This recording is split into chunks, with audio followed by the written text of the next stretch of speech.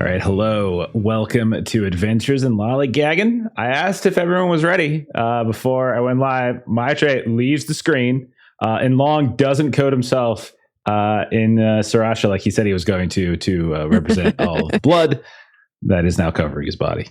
So speak for yourself here, Long. Why no Sriracha? What's going on? You lied. I ate it all on accident. Did you? We were watching you eat. We do that a lot before stream. We watch Long eat a lot, and I didn't see any sriracha. I think you've been lying. Care to defend yourself? Yeah, you just couldn't see it. It was coated in the chicken. So okay. Well, I guess we'll just have to take your word for that. I don't really think anyone believes you, but Sriracha was coated in chicken. It didn't coat the chicken. The chicken surrounded it. That's why we couldn't see it. That's a good point. That's a great point, Stephen. That's an excellent job. It was sriracha stuffed chicken. Okay, so are you big sriracha fans here? Sounds pretty good. People like sriracha. Melissa hates sriracha. Anything with spice, Melissa hates. Yeah. Okay. Well. So are we ready to start? Everyone excited? We're I'm trying to play it. It was very quiet for like the last 3 minutes before we went live. And I was like, yeah, because we're all just like, am I supposed to say something right now? We're going to die. We're going to die so badly. We entered stream with an existential crisis. Do we want to like walk back a little bit through what's gone? Let's just we can walk back to the last session. Yeah, let's go over what's happened in Bangkok. Y'all arrive in Bangkok. Okay. Yeah. Will talks you into getting the fanciest hotel. So you get the fanciest hotel. That's great. And then you all, and this is a perfectly reasonable decision, you decide to go and you take a look at Daniel Lohman's address because you have an address for him. This makes perfect sense, right? This makes absolute perfect sense, right? Now, do y'all remember? Well, we'll get to the stakeout thing in a second, whether that's actually what you all did. Do we all remember the first time we heard about Daniel Lohman? Do you remember that? Yes, we do. What was that? When Shaima promised that Marie would go sing in a wedding in exchange, got information as to the people that tried to beat us up, got their tickets purchased by Daniel Lohman of Bangkok. Yes. So a couple months ago, down in Savannah, you all encountered some crazy thugs who were saying some weird shit and tried to kill you on a country road and in the rain. And they told us to stop looking into this. They told us to just drop it and leave it alone. Most of them survived. I only think 1 or 2 died. Most of them survived, left, and they flew back, presumably, according to the travel itinerary, back to Bangkok. So you guys decided to go to Daniel Lohman's house. Okay. Do we all remember what happened at Daniel Lohman's house before the nonsense? What happened with Bev? Do we all remember what happened? There were some longshoremen that were beating on the door. Okay. 2 people walked up, banged on the door. You guys were there for about an hour. 2 people came up, they were like calling out, and then you let them go. And then you broke in. Is that still a stakeout if you break into the apartment? Is it still stakeout? No, it's nothing that we call a stakeout is ever actually a stakeout by definition of a stakeout. Because you guys have the ability to just say, we're going to just stake out the apartment for a day. Like we're just, and I'm like, all right, we'll just montage through you staking it out. And I'll tell you what you see over the course of a day. But you're like, nah. We're there an hour. Let's break in. It's so antsy. I feel like this is one of Melissa's talking points too, where like we say stakeout, and Melissa's like, "Okay, we're actually going to stake out now." Actually stake out. I might be one of the people that pushes against that much of the time. Yeah. So you go inside. Every time we do a stakeout, have we ever only done the stakeout? Never. No, that's what I'm saying. No, never. You gotta have a little bit of action in there. You gotta spice it up. Butts and seats is not a thing we do. Stakeout is always only step 1. Then Daniel Lohman comes, and Bev made a quick decision, which makes sense, right? She's like, oh, I know they're inside. She's going to try. But this goes back to that little problem of a couple months ago, Daniel Lohman sent these people. They know about you. So Daniel Lohman played a little trick on you, kind of lured you in. Like you thought you were playing him and he was playing you. Wanders you around the city, takes you to a cafe, buys you lunch or I can't remember, dinner or something like that. Then went up, talked to somebody, right? And then a little while later, some thugs showed up and dragged Beverly out. Then some of you were like, "Oh my god, we have to find Bev." Others were like, "Eh." Do you remember who eh? Do you remember who eh was? Do you remember who eh Not me. was? I remember it wasn't me. I One don't know who that would went be. right back to the hotel. Well, we looked. We It was- wandered for like an hour, and then Yeah. Because we didn't. Because for me, the original like stevedores knocking on the door was like, oh hey, look, now we know he's not inside because people knocked on his door and called his name. True. And there was no answer.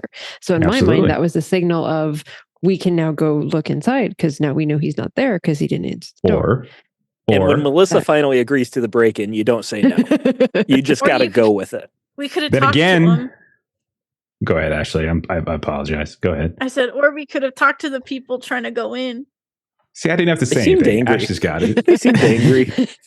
But did they seem angry at you? And then think back to Mexico City. There was the one guy, Victor Cortez, rest in peace, who was holed up inside of this, who was holed up inside and pretending that he wasn't there. So you guys didn't necessarily know he wasn't there. He just kind of broke in. Now you got lucky; he wasn't there. He looked around, found some interesting things, including some nectar, etc., etc. But when we came out, Bev was gone.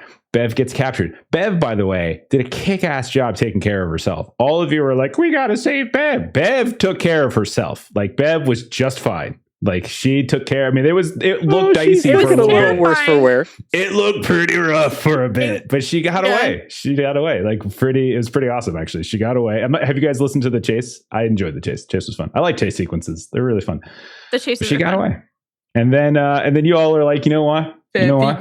Ash kicked so much ass that scene. Dude. Like I spent so much luck. I You was did. like, and But so it's- whatever, many- and it was, Yeah, it was they perfect were spends. exceptional luck spends. Like, It was like, super help. good. So then, so Bev, unbeknownst to you all, gets away. Like we did the whole thing. You guys played it, but you guys are like, the only other lead we have is the fragrant honey shop. So we're going to the fragrant honey shop. Kind old woman in the taxi was just like, yeah, you don't want to go down that route. That route's a pet cemetery. And you're all like, okay, let's go. And then you guys went. Yeah, what does she know? I wasn't here for that and went back and listened to it later. And I was like, are you serious? This is what Critical happened moment when we to were step in the away. car." Critical moment. So like, I'm not saying you guys at all made bad decisions. I just like walking back and just seeing it, just like seeing the ping pong, like how it happens, like just following Well, the chain reaction. And I events. love It's going back awesome. and like listening and watching because I'm like, oh, that's a stop sign Jeff's giving us. Did we speed right I through do it? that. Hell yeah, we sometimes. did. I do try to wave you guys off a few times, but I don't like to tell you what to do. So I just try to hint. And like maybe. I so- just feel vindicated that we chose to Mhm. go to the tea house, and that's actually where they were taking Bev. So we made a good call. And honestly, everything that happened was for Bev's sake, so that's fine. But then you gave a passcode. And do you remember what the passcode actually said that you guys would be getting to do if you gave that passcode? So yeah. in character, Will didn't have all the context, so that's what that was. True. Fair. So And it was, I it was a blame little everyone else. unclear if fight was metaphorical was or it if fight unclear? was It literal. was a spiritual fight. We didn't all look at the testament. This was all Bev's rendition to us. So this is what she told us. That's a great point. This is what That's a Bev great told point. Marie and Patrick, which told Will, and then just got us all. Nice try. No. That is Look a at- great point. That I think we do know Bev was the one who was doing the full reading. So it's possible people didn't understand the full context. That's an excellent point. Okay. So you get led through this ridiculously circuitous maze, like absolute nonsense. Like you cannot possibly follow the route that you're taking through all these old buildings and warehouses, alleyways, etc. And eventually you are led and freely go in to prison cells inside of a sewer. All while, by the way, people have been speaking to you in Thai. And all of you were like, when I said, hey, do you want to hire a translator? You're like, nah. I'm like, okay. So you go into the cell. I mean, and so here's the thing though, because this poor translator would be in prison with us. So I mean, Yeah, the somewhere translator there's would have put a translator might have been able to translate what those longshoremen were saying outside of his apartment. And so maybe you would have a little better idea of what's going on. Just saying. I mean, there's Anyhow. also that possibility. Yeah. So every time we sleep, we learn like 3 more Thai words. So we just need to sleep a bit more. Yeah, you haven't slept Yeah, yet. also, it hasn't even been a full fucking It has not day. even been a I full mean, day. now it has. It It's has not been a nighttime. full day We're at breaking all. morning. Bangkok's But what been the crazy. fuck? Head has not even touched a pillow yet. So then Definitely like our first 10 hours. this is pretty fun. And so then Patrick gets dragged out down the hall, stripped down to his skivvies, force-fed nectar, and dragged up into a freaking death fight arena where, to his credit, he killed some folks. He killed some people. He killed some fighters, and he killed some big fat like British dude who fell down from the rafters at one point because they were shuffling in the crowd, and he killed that guy too. So Patrick, Wait, he deserves going credit for killing insane. innocent people? Yeah. Well, are they innocent? I mean, if you attend a death fight, are you? I don't know. But Patrick survived. Patrick, unfortunately, is now suffering from a mania. We'll get into that as we go. Yeah. But it's on your sheet, I think, Long, by the way.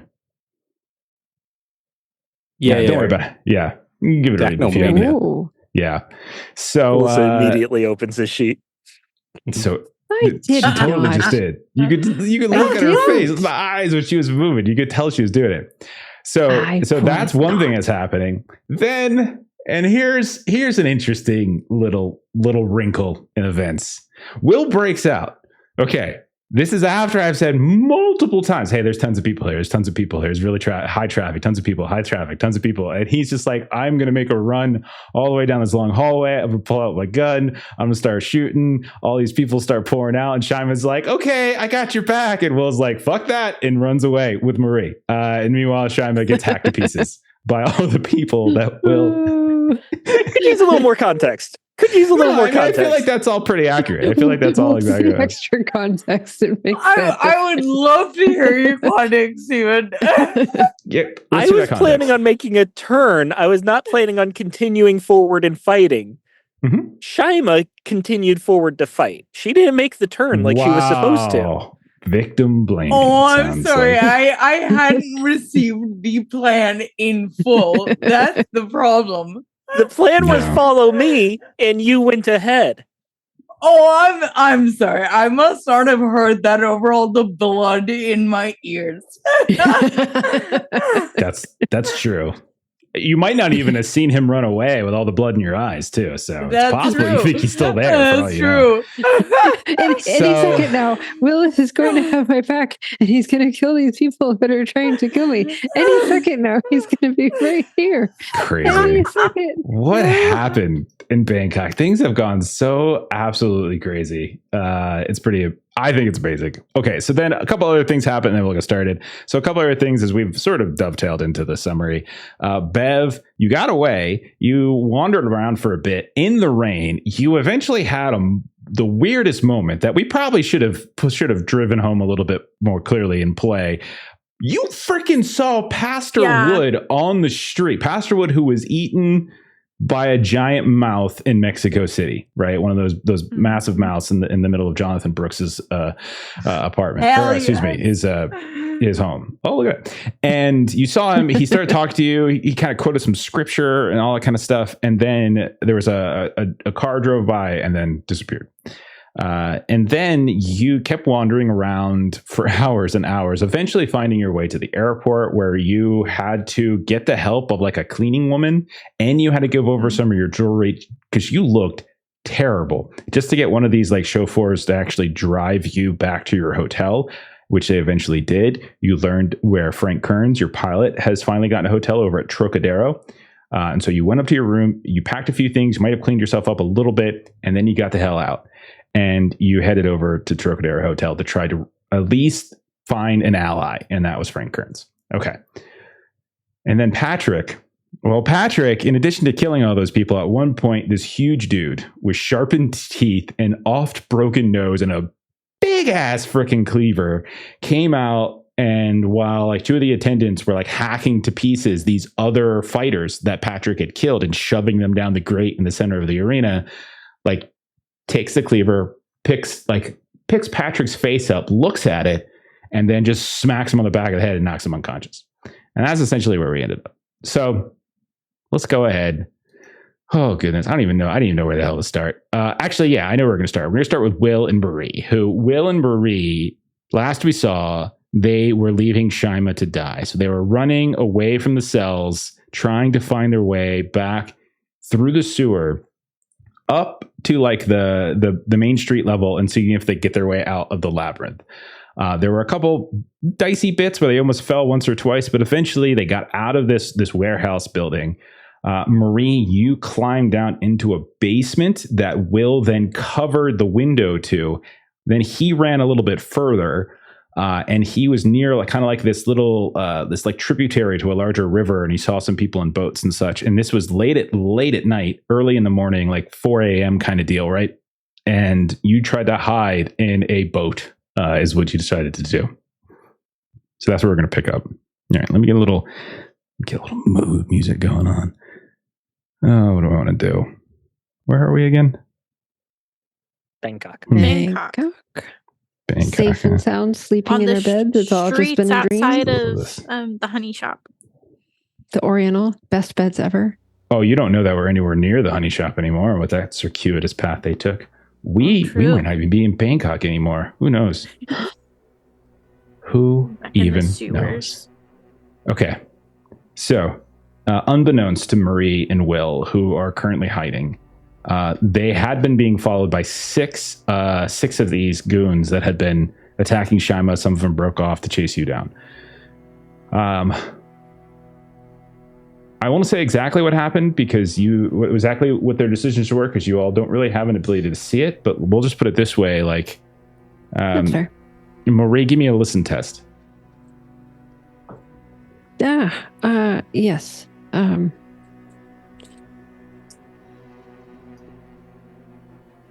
It is a 42. Is that an under or over? Under 60. Okay. You hear the sounds of voices out on the alley above you. You are in some grimy, dusty old cellar. You can tell it hasn't been used in God knows how long, right? You can even hear the sounds of like rats and other critters scurrying about in the dark corners of the room. You don't have any light at all. In fact, it's pitch black in here. And you hear these voices calling back to one another. It's definitely Thai. Like they're not speaking English suddenly. So you have no idea what they're saying, but they're barking orders at one point, and you can hear them screaming back and forth. I am going to roll 2 tests right now, and I'm going to roll both of them with a penalty die. And this is to see if they can kind of deduce maybe if anybody has snuck around in this area. Okay, so it's the first. Okay, and that's the second. After about 30 seconds to 45 seconds or so, Marie, it feels longer probably, you hear the sounds of muted footsteps disappear, and they start going away from you. Another minute goes by, it's silent. Another minute goes by, it's silent. Another minute goes by, it's silent. And you're pretty sure they haven't detected you. At this point, Marie, do you stay hidden? Like, it's only been a couple minutes. It's literally been like 2-3 minutes. Yeah, she's going to stay put. Like, because if they went in a direction and then circled back, she doesn't want to like pop out right when they're coming back. So she would be patient. Okay.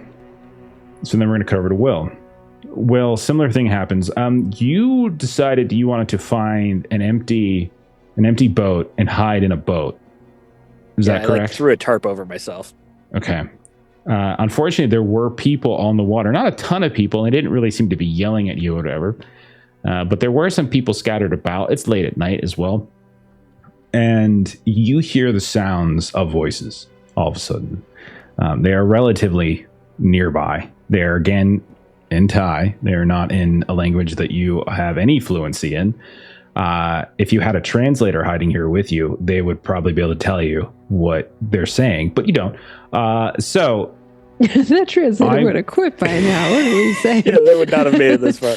Well, you don't understand. The translator school in Bangkok is like, it's intense. They're all John Wicks and Jason Bourne. They're just John Wicks out here. It's crazy. Absolutely crazy. Part spy school, part Translator. We're gonna retitle this The Translator, and then we're gonna somehow it's Jason Statham. I don't know how, but it is. All right. So you hear the sounds of voices. Will, I'm gonna roll a couple checks. No listen roll for you because it's very loud at this point. So I'm gonna roll a couple checks. Okay. All right. Well, at a certain point, you hear footsteps approaching your boat. The voices have gotten surprisingly quiet, and it's actually very quiet, as if the only thing you can really hear is maybe the lapping of the water. There's really no sounds of voices, but everything gets kind of quiet. But you can hear, I'll say, because they weren't extraordinarily stealthy in their movements when they were chasing after you guys, you can hear the fact that there is still shuffling or going around near you. What do you want to do, Will? I want to untie the boat. Okay. Do you want to do this? And so doing this could reveal your position. Are you okay with that? Yes. Okay. All right. So you reach out and you try to untie the boat, which is, again, no role necessary to do it. But the minute you do it, you hear someone's voice raise. It's like some kind of alarm. It's definitely got the vibe of there he is. And you hear the sudden sound of people rushing towards you. When you peek out from behind the tarp, that you can see, like, you've managed to untie it, and the boat is like extremely slowly. It's not like there's a huge current. Extremely slowly floating, and you can see that there are two figures, very much like the ones that you saw in the hall that were hacking away at Shima, that are chasing after you along the actual the side road alongside the canal that you're in, and they're chasing after you at this point. All right, I'm going to make some jump tests for them to see if they can jump into your boat. Okay, roll like I would normally roll to jump. Do they get penalty dice because boats are very rocky? No, because could they? Nah, I think it's fine. Jumping really onto a boat and landing is really hard. Yeah. Is it? It is. I do have experience with that. I hear what you're saying, but this is super cinematic, so I'm just going to do it the way I want to do it. Okay. The first guy leaps. He like almost lands on the edge, but then rocks a little bit and then falls and splashes into the water. Okay. Second one comes up. Oh, there we go. This one leaps and you feel a thud and maybe even lands partially on like an ankle. It's not a huge boat you're in, by the way. And he just lands and kind of stumbles around. The two of you now are scrambling prone, both of you on this boat that's floating away while you hear the splashing around in the water of another person. Well, what do you do? Could I do a fighting maneuver to try and push him off the boat? I would say yes. Or are we still in like the chase? No. No, I've sort of waived the chase at this point because you guys kind of got away. It was just a question of whether they found you. Okay, it's going to be contested. So roll a brawl. Okay. I'll take some audience dice. Thanks to our generous audience. Okay. Do I want to dodge or do I want to fight back? I think I'm just going to try to dodge. You want to fight back? No, I'm just going to dodge because it's more likely for me to succeed. Did you just blow on your dice, Steven? I always do on the important ones. That is a pass for me. It would have been a pass regardless with the audience dice. 40 under 65 with the audience dice. What do I need to make that a hard success? I have 65. a hard success, so you would need to spend to get to an extreme success. I rolled a 9 under 30. So I have a hard success. You would need to get to extreme, and so you rolled. What's your skill again? I don't have enough luck to get to extreme. Okay, so that's one of the reasons I dodged. Actually, hold on. Let me check. I did gain boat. some luck, so maybe I do. Okay, so what's your current like brawl skill that you got? 45, but it bumped up to 65. You need to get down to 9. So with audience dice, would that increase too? Or I don't remember how we need actually 9? do that. So you would need. So what's 1/5 of that? A 13. A 13. So that's still 42. I can only get. Wait, what'd you roll? I'm sorry, what'd you roll? I got a 40, and if I Okay. spent all my luck, it would only get me to 16. So I can't do it. Okay. It's close, So but I can't do it. you try to push him out off the boat. He dodges out of the way, scrambling, and the two of you now are in this boat. It's again very small boat. It's a freaking rowboat with a tarp in it. That's Right, the equivalent of it, right? And you try to push him out, and he sways off to the side, and then he is going to try to hack down at you with his machete. Okay, and you can choose. Did you get to, a regular success or a hard success? I got a regular, He would need to Would get it- up to an extreme because I rolled a 9. and he was Oh, It's a hard dodging success for instead me. of fighting back. I was dodging. That's why I wanted But- him to fight back. I know. That's why I wanted to dodge. Because I already lost one of them into the water, so I wanted to get another chance. Okay. So yeah, he's going to attempt to hack at you with this machete. Are you dodging? I'm going to keep taking audience dice, and I'm going to dodge. Absolutely. Okay. Okay, my so that is a God. hard success there. It's What'd one you of roll? those You bet. nights. It is an extreme Extreme. success for me. I rolled an 8 this time. This dude wants you dead. Okay, It's just hold one on, of those hold on. days. Sometimes I just roll really well. Yeah, you would need to get. Well, are you fighting back? I was dodging, I said. Okay. And I took Okay. 2 audience dice, so I need to get to a 14. I rolled a 32, need so I can 18. spend 22 luck to get to the 14. And I've got 24 luck. You would need to spend 18 luck to get to. Well, hang on. What's your score in dodge? It's 70 right now. Okay, so you need to get to. Okay, so you need to get to a 14, and you rolled a 32. Right. So you need 18 luck to get there, not 20 something luck. Okay, yeah, I did the math Yeah. backwards. Yeah, So- I'll spend the 18 luck. Okay, how much So luck? that you puts got me now? down to 6 total. Whoops. That's gonna be rough. Okay, so you dodge out of the way as he hacks down, and you see a splintering of the wood as the machete just slashes down into the rail of the boat. Okay, I'm going to roll a swim test for my other guy to see if he can get over to this boat. What do I have for swim? Not great, Bob. Hey, okay. You hear splash, splash. I'm You rolling stop rocks it. already today. I rolled a 19. He's solid. Okay, it's just splash, splash, splash, and you see a hand come up, and this other one's starting to pull himself up. You see this big ass machete in his teeth as he's coming up from the water, blood coming down his face, but he's not in the boat just yet. Your turn. What would you like to do? I want to kick that guy in the face and push him off the boat. Okay, you want to attack the guy coming out? Okay, go ahead. Roll a brawl. I'm gonna roll a dodge with Would this be a penalty fighting die. maneuver again instead Yeah, of like I think damage? so. I think so. Okay. I'm gonna roll a dodge, but I'm gonna do it with a penalty die because he's basically like I was describing him pulling himself up. So I'm gonna put a penalty die on this. I'm gonna keep Nice. taking audience dice because we got I a ton rolled and we so got a good big throw. again. That penalty die Oh my screwed me. gosh. Oh man, that's so bad. Okay, so 65 with the audience dice. I rolled a 66. I can spend the 1 luck to make it a success. Okay, you're good. I'm so mad. I had a 15 and a 75. Oh, so angry. Okay, so you managed to. So describe what it looks like as you kick him in the face. He's got that machete and just boot right to the machete to just like push it in. Like I'm not saying that I'm Okay. like decapitating him or anything, No, but no, you know not at all. it's definitely gonna hurt.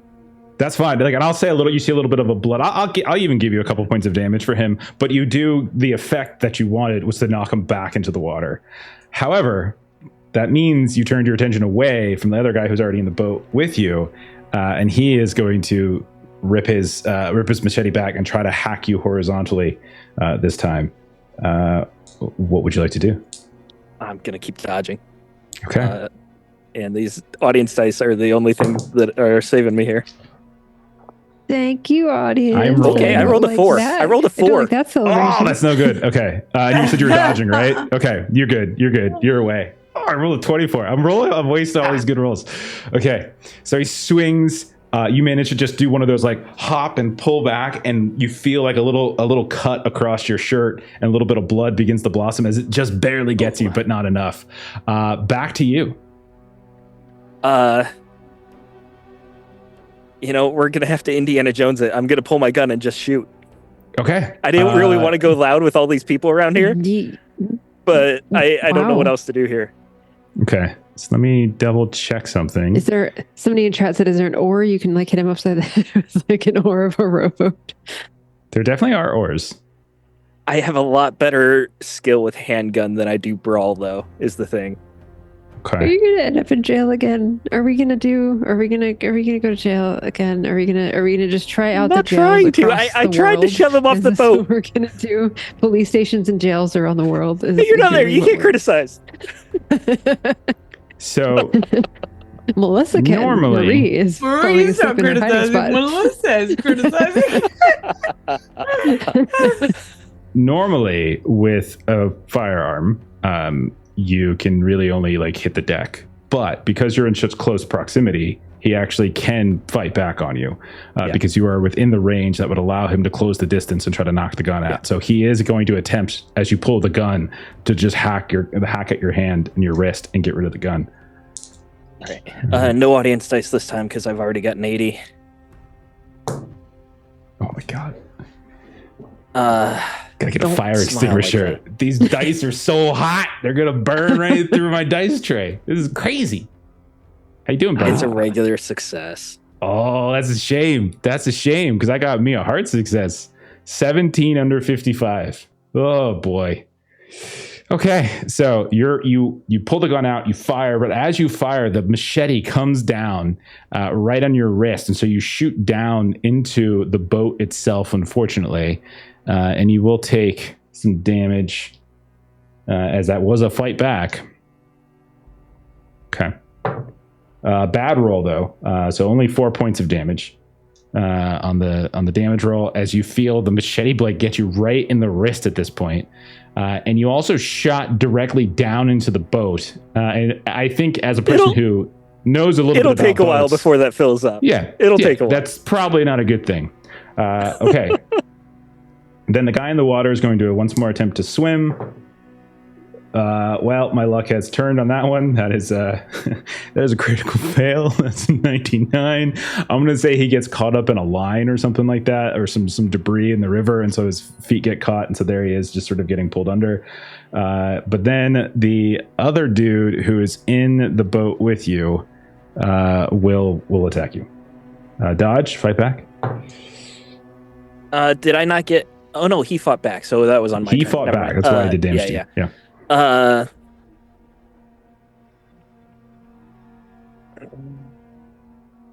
Can I fight back with the gun? Yeah, why not? You can use it. I'll say you can use it. It's fine. If that's the case, the only difference Pistol is whip. 10 points. I'm gonna risk it, and I'm gonna try and fight back with the gun. Well, it would be a so- melee. Like I would treat it as a melee, like as you're like pistol whipping. Oh, okay. Okay, never mind then. Yeah, I'm gonna dodge. Okay. Sorry, No, it's fine. that die just went flying. So I gotta find a new one here. Uh-oh. It doesn't matter. The other one was a 60, so I failed. And I don't Okay. have enough luck. I rolled a 52 under 55, so that's a hit. And he is Ew. going to swing at you once more. Another bad damage roll, but this one's 5 total damage this time. Okay, puts me down to 8. Okay, Oh gosh. your turn. What would you like to do? You know you I can't gotta- flee, right? I can't what? Can't you flee? Yeah. She's I mean, reminding you that 5 jumping in luck? the water and swimming away is an option. No, I don't My- mean like the spending, but like as Hmm. an action, you could attempt to flee from combat. Yeah, but my swim is just as bad as theirs. So the odds of me getting that going. Oh no. I'm gonna try a fighting maneuver again. I just got to get him off the boat. Fair enough. So yeah, brawl again, right? Yep, I'm going to attempt to dodge because that seems like the smart play. Audience dice. Don't laugh like that. I haven't even rolled yet. I'm rolling so hot right now. It's ridiculous. 45 under 45. Just barely made it. Doesn't matter. I rolled a 20 on the dot. So he dodges out of the way. He's still inside the boat with you. The other guy, I'm going to say, because he had the critical fail, is literally caught in a line and basically drowning at this point.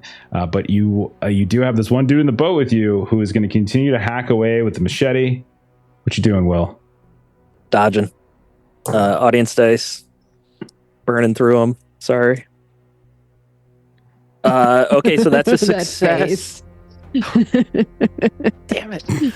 What'd you roll? You rolled Regular a success. You're good. Regular success is good. Regular success is good. He swings at you this time. And again, he splinters into the side of the boat. Your turn. And I'm going to say it's just between you two now. As the other guy in the criticals, with the critical fail, has like the boat is now drifted further enough away. They're caught up and tangled in some nets. It's just the two of you. So if you can get rid of this guy, yeah, you're home free. I'm imagining gonna live forever. that I probably, when I got hit with the machete, my hand got weak and I've just dropped the handgun in the boat somewhere. And it's just become like this brawl where I'm just trying to shove him and control the machete. And I'm going to try and fighting maneuver again. This time, I'd like to try and disarm him. Okay. You just want to try to get rid of his machete? Sure. Yeah. And if I can control it, but is what it is. So brawl again. Audience dice. Got to keep doing this because those are the only way I'm getting through here. Okay, that's a 6. That's a 6 under 65. I actually failed. I'm very sad. 84 for me. So I wasted the good roll. Yeah. You said not to say anything and make so I didn't do anything. I didn't say anything, and now you're complaining. That's malicious compliance, and I don't appreciate it. Okay. All right. Heads or tails? Tails never fails. All right. Okay, it was heads. The machete falls in the boat, but he is disarmed. So somewhere in the tangle of tarps, there is your gun and the machete, and then there's the two of you in here as you try to disarm him. And the water is slowly filling over both of them. He is going to go for his machete, so he is going to... I'm going to roll a spot hidden for him to see if he can see where it is. And he does not. So you see him like... look at you, and then dive down into the tarps there. And he's like scrambling. But I'm going to say that's his turn to, since he didn't pass the spot, I'm going to say it's going to take his whole turn to find his weapon. At this time, Will, what do you want to do? I think I've tried to get him off the boat enough. It's going to turn into one of those it's already a brutal fight, and it's going to turn into one of those brutal moments where I grab a line and I try to strangle him. I love it. Okay, so there's some rope in the ground. You're just going to try to strangle him? Absolutely. Okay. Using the environment. Go ahead. Roll your brawl. I'm going to attempt to dodge, but I'm going to give him a penalty die as he did dive down in, and he's kind of tangled in the tarps now. So I'll give him a penalty die. Audience dice too. Dear God. On fire. Is it better than a 2? Because I got a 2. It's actually a crit. Unfortunately, because I took the penalty die, it's not a crit. So I rolled a 1 and a 91. So there you go. Wow. What a split. Yeah. My green dice are so hot right now. They it's always ridiculous. are. It's my Your orange green dice. dice My always. lolly dice are being really bad right now because that was the one. I'm rolling my green dice right now, and they normally do pretty well for Mine me. are better. Okay. The green dice like Jeff better. Okay, so you've got... all right, so you're... All right, he's just going to try to break free, I guess. We're going to treat this, I guess, similar to like a grapple, effectively, is what this is going to be, it sounds like to me. So I would be fighting back, I think. Yeah. What sounds right? Yeah, I'm pulling that back up. Sorry. It's these edge case things that we don't do enough of. Meanwhile, Marie is just hiding, and her heart rate is starting to kind of slow down a little bit, and she's wondering if she might need to just stay here all night and maybe just get a little shut-eye. Okay. While she's safe in her hiding space. She's going to try to break free. God dang. 79, so that's a fail. Do I need to make a roll for this? Is it contested? Yeah, it's contested. I did fail though, so I think as long as you're not rolling like crit fails and stuff, I think you're probably fine. Okay, that's a hard success. Okay. All right. So I'm going to say at this point, you've had him essentially, you're choking him out twice now. It's 2 rounds. You've had him choked out. Well, essentially his turn and your turn. If you just do like one little, I'll say if you can succeed at just and snapping his neck, I'll say that'll end it right here. If you can give me one more success. All right, let's go for it. Audience dice, yes, you all have saved me yes. throughout this. Thank you so much. Yes, yes. Thank you, thank you. Orange dice. So that's So 4, bad. man. 5. Okay. Some a lot of single digits in this one. You hear, and then his body just goes limp, and then you hear a splash as when he falls down, like his hand splashes to where the water has started to accumulate. It's not like a major river, but it's like a tributary probably to like one of the other larger rivers that are kind of shifting through. But you can see that you have drifted away. There's not a whole lot of lights. There's some lanterns here and there, but you're like kind of out on the dark water. You did fire 1 gunshot, so you do know that you definitely made a lot of noise. I'll let you think about what you want to do at this point. Marie, give me a quick listen test. Okay. Rolling under 60, rolled a 99. Okay, so you did not hear the gunshot, I'm going to say. I did not. And because you have over 50, it's not a crit, so crit fail. Okay. Okay. Meanwhile, and I'm going to say we're going to be doing some scenes here. Don't assume that they are in chronological order. It's just I want to make sure other people are playing too. All right. So we're going to cut back, and we once more see the grimy, dark sewers beneath Bangkok. And we see for a moment like the large man that had knocked Patrick out is kind of leading a group of these cultists, these guards, whatever you want to call them. And you can see that they're dragging Patrick. And Patrick is covered in blood. He's got some scars and some wounds. And they drop him. You're still unconscious for the moment, Patrick. They kind of just drop him right in the middle of the hallway, and they proceed to hog tie him. And so they see like bend his arms back behind him, bend his legs a bit, and then they kind of tie it with this strap. It's not chains. And then we hear the sounds of like as like this metal grating is peeled back, and then Patrick is dragged across the floor and just deposited in the middle of this dark and dank cell. Then there's like a couple clanks here and there as the grate closes. And then a little while later, Patrick, your eyes open.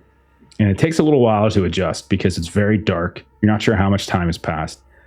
Like the nectar is still probably in your system, but it's you can tell like the initial surge of adrenaline you got from it has waned, but the anger is probably still bubbling beneath the surface.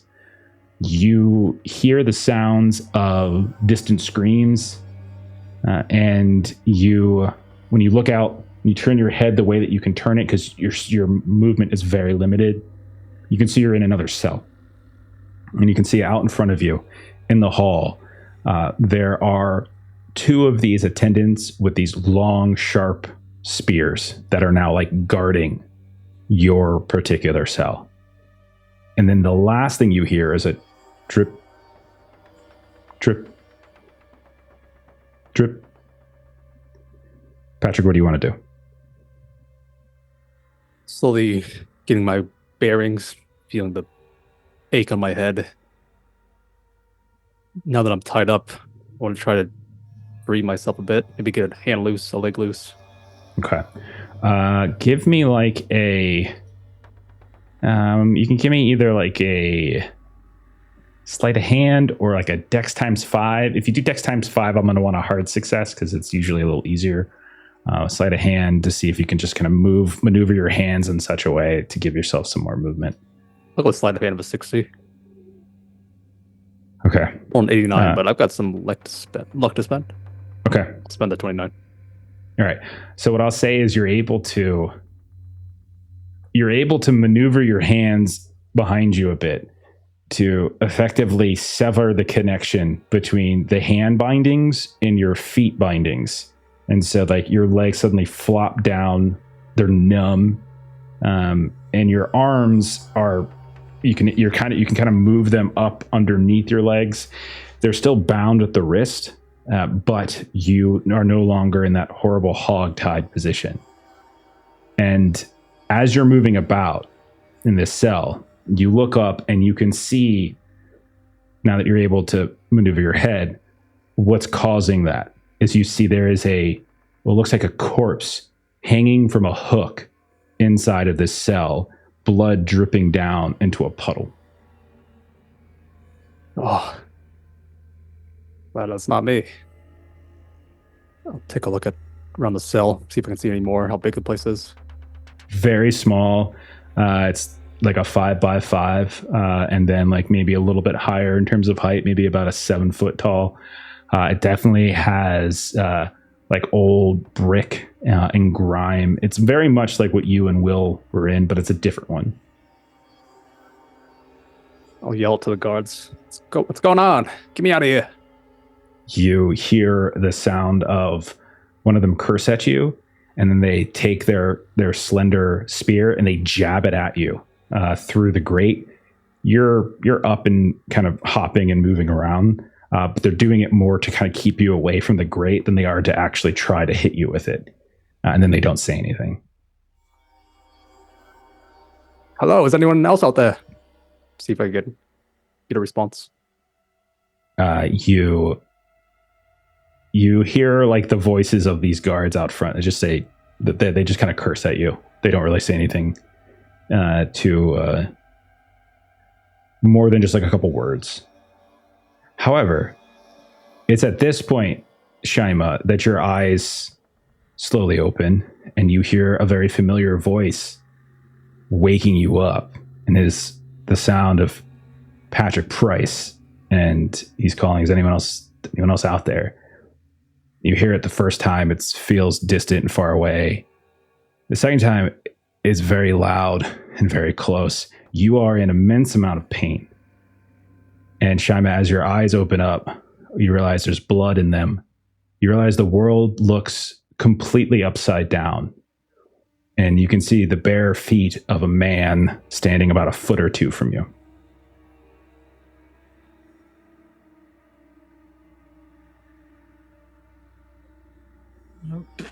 Blink and try to wipe the blood from my eyes. You try to move your arms, but you realize they are bound. And you feel like both numbness and pain.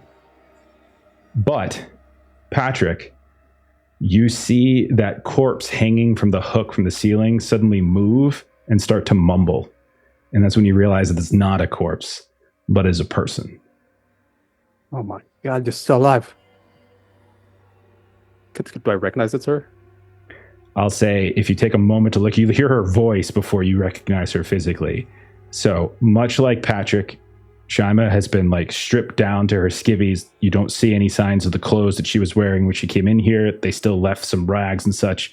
And she's got major wounds all over. She is bound by her wrists, and you can see that her legs are bound up top and by what looks like a rusted manacle chain type of thing that is hanging from a hook in the ceiling. And she is just dripping into a puddle of blood on the ground. The most noticeable wound, Patrick, is this massive wound right on her hip. Like you can see bone. Just for some flavor, Patrick, and Sherman is usually like very modest and to the point of being like very chaste, and wears like longer sleeve shirts that she sometimes pulls up the sleeves of, and long skirts. So probably haven't actually seen her body, but like now that she's mostly naked, she's pretty much entirely muscle. Like there's very little body fat. Like she is all muscle in all the places that would normally be covered. But yeah. Just hold on. I'll get you down from there. And I'll attempt to free her. The minute you start trying to free her, you hear screams, and two of those spears start jamming at you, and they ward you off. And they're like, ah, yeah, and they just kind of like, you see these crazy eyes, like they're almost feral, because you can tell they're very much on that same nectar that you're on. All right, bug off. I'll get you down soon. Just hang on there. Is that you, Mr. Price? Yeah, it's me. What happened to you? I'm fine, but look at yourself. I'm fine. No, you're not fine. No, I'm fine. I'm just undo my hands. Can you undo my hands? I tried, but those gods keep poking at me. Just give me a moment when they're not looking. I'm gonna try and undo the binds myself while he's okay. You're gonna need to make a sleight of hand test, and you're gonna need an extreme success. So, considering your state, you're hanging upside down. Sure. You're very heavily bound. So, sleight of hand, I would want an extreme. Is there an audience size for me? Well, actually, I should probably do penalty die and hard success first. You know what? Then don't worry about it then, because I'm probably gonna feel it anyway. I okay. As well. Not. Okay. You never know. That's why you roll them. Yeah. I just have a 10 for sleight of hand, so. 6 yeah. Nice. Nice. Nice. But you just have very little feeling in your hands, because whoever bound you didn't seem to care at all about whether or not you had feeling in your hands. You can, so you have very little. So it's just trying to get them to do what it is you want is becoming more and more difficult.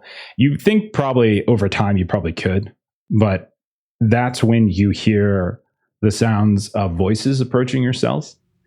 And you guys are in the same cells, just the two of you. And Patrick, you see kind of like this shadow suddenly cast into your cell, and you see that large man that you saw come to get you from the arena. He's got this, again, that big cleaver hanging from his belt, and he's got the sharpened teeth. And you also can see that when he gets near, the two guards are extremely nervous and almost like bowing their heads, not looking him in the eye, that kind of thing. And he barks an order, and they immediately start opening up the cell at this point.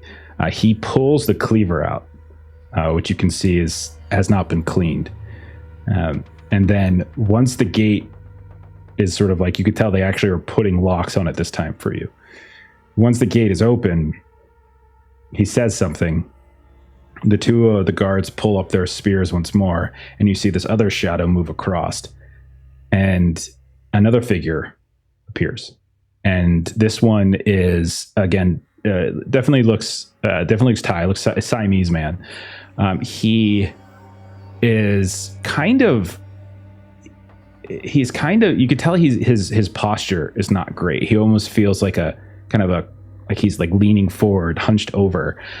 He is, you kind of hear him giggling before you even really see his face. He is wearing, you will notice, and Shaima, as you start to rotate around, you'll see it too. He is wearing what appears to be a military uniform. It is not in good condition. You don't get the sense that he is actively in the military right now, but he is wearing a military uniform. I'm going to say both of you recognize it slightly, the uniform. It looked not unlike, had some similarities to what you saw when you all were in Casablanca, and those three guys who kind of were bothering Will. It's got that kind of French Foreign Legion vibe to it, but his is tarnished and nasty and probably outdated. But he's carrying with him, you can see a military branded med kit, right? You can see he's got this little tin, it's tarnished, and he's carrying And he looks up at the big guy. And you can tell that unlike the other two, he doesn't really seem at all intimidated by the big guy. And then they exchange something. They say something to each other. And then he comes inside and he points at you, Patrick. Nah. And he says in French something. Do you speak French, Patrick? Yeah, I actually understand French. So do I. He says, Shama, do you too as well? I do. Oh, awesome. Both of you would hear him say to Patrick, get down. I'll look at your wounds. I'm fine. Look at her first. He looks back at the big guy. And then he looks at you. And then he goes over towards Shima instead. And he puts this kit down on the ground. He is, it's hard to kind of get a good feel for his age. But you would guess maybe younger-ish, maybe 30s, maybe 20s. It's hard to really tell. He is not dressed in the kind of grime and rags that so many of the others that you've seen down here are. And he has kind of a weird way about him where he's just sort of suddenly just starts laughing or giggling for no particular reason whatsoever. And then he sits down next to where Shima is, rotates her a little bit so that he can look at your wound. And he's like, this is bad. This is bad. And then he'll call back, and then Ty will shout something to the guy back in the hall. But you see him dig out some various instruments, some gauze, some what looks like needle and thread. You have no idea how clean it is. And he starts going to work on Shima a little bit. What do you guys do or say? Who are you? Why are you helping us? He says, Sook. I am Sook. And I'm Patrick. You are hurt. And he said to make you better. You are going on a ride. So, must make you ready. I don't have much of a choice. No. Sook does. You don't. Who's the big fella? Thawi.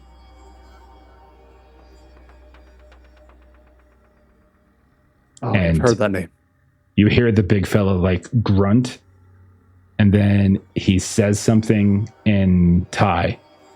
The guards close the gate back up and like go through the whole process of locking back up with the guy who's healing you still in here, and then he walks away.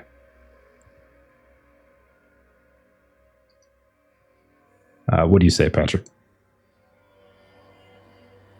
What is he going to do with us? Yeah.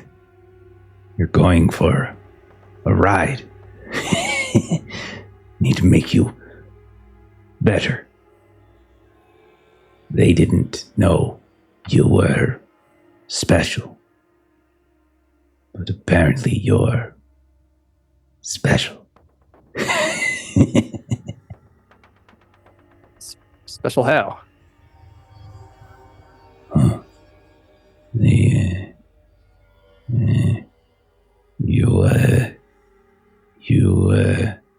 They know you. Yeah. No, me. Have you seen others? There's more of us. Maybe. I see many come and go.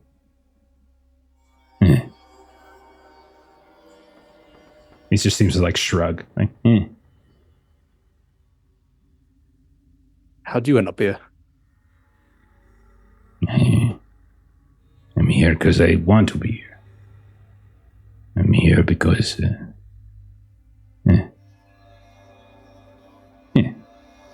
because I want to be here. And he shows you his teeth. Wish I could say the same. You'll leave soon.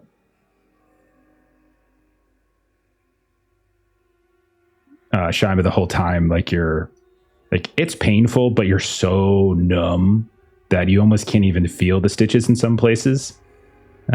So it's a little odd, but you could tell he's working on you, but he's also, kind of talking to Patrick at the same time. And Shima, you are more than welcome to chime in with conversation as well. Yeah, I think she's just she grunts her name at the start and introduction, like China. Thank you, Mr. Sook. Sook, not Mr. Sook. Sook. Mr. Can I? Mr. Promote. Mr. Promote. No, Sook. Sook. Just one more round, Coach. I can do one more round. I can do one more round, Coach. Just put me back in. Huh? She just kind of starts to poke you a little bit. Like, And that kind of jolts her to the present. Can I go on the ride with Mr. Bryce? Yeah. If he's special, can I go with him? They want both of you.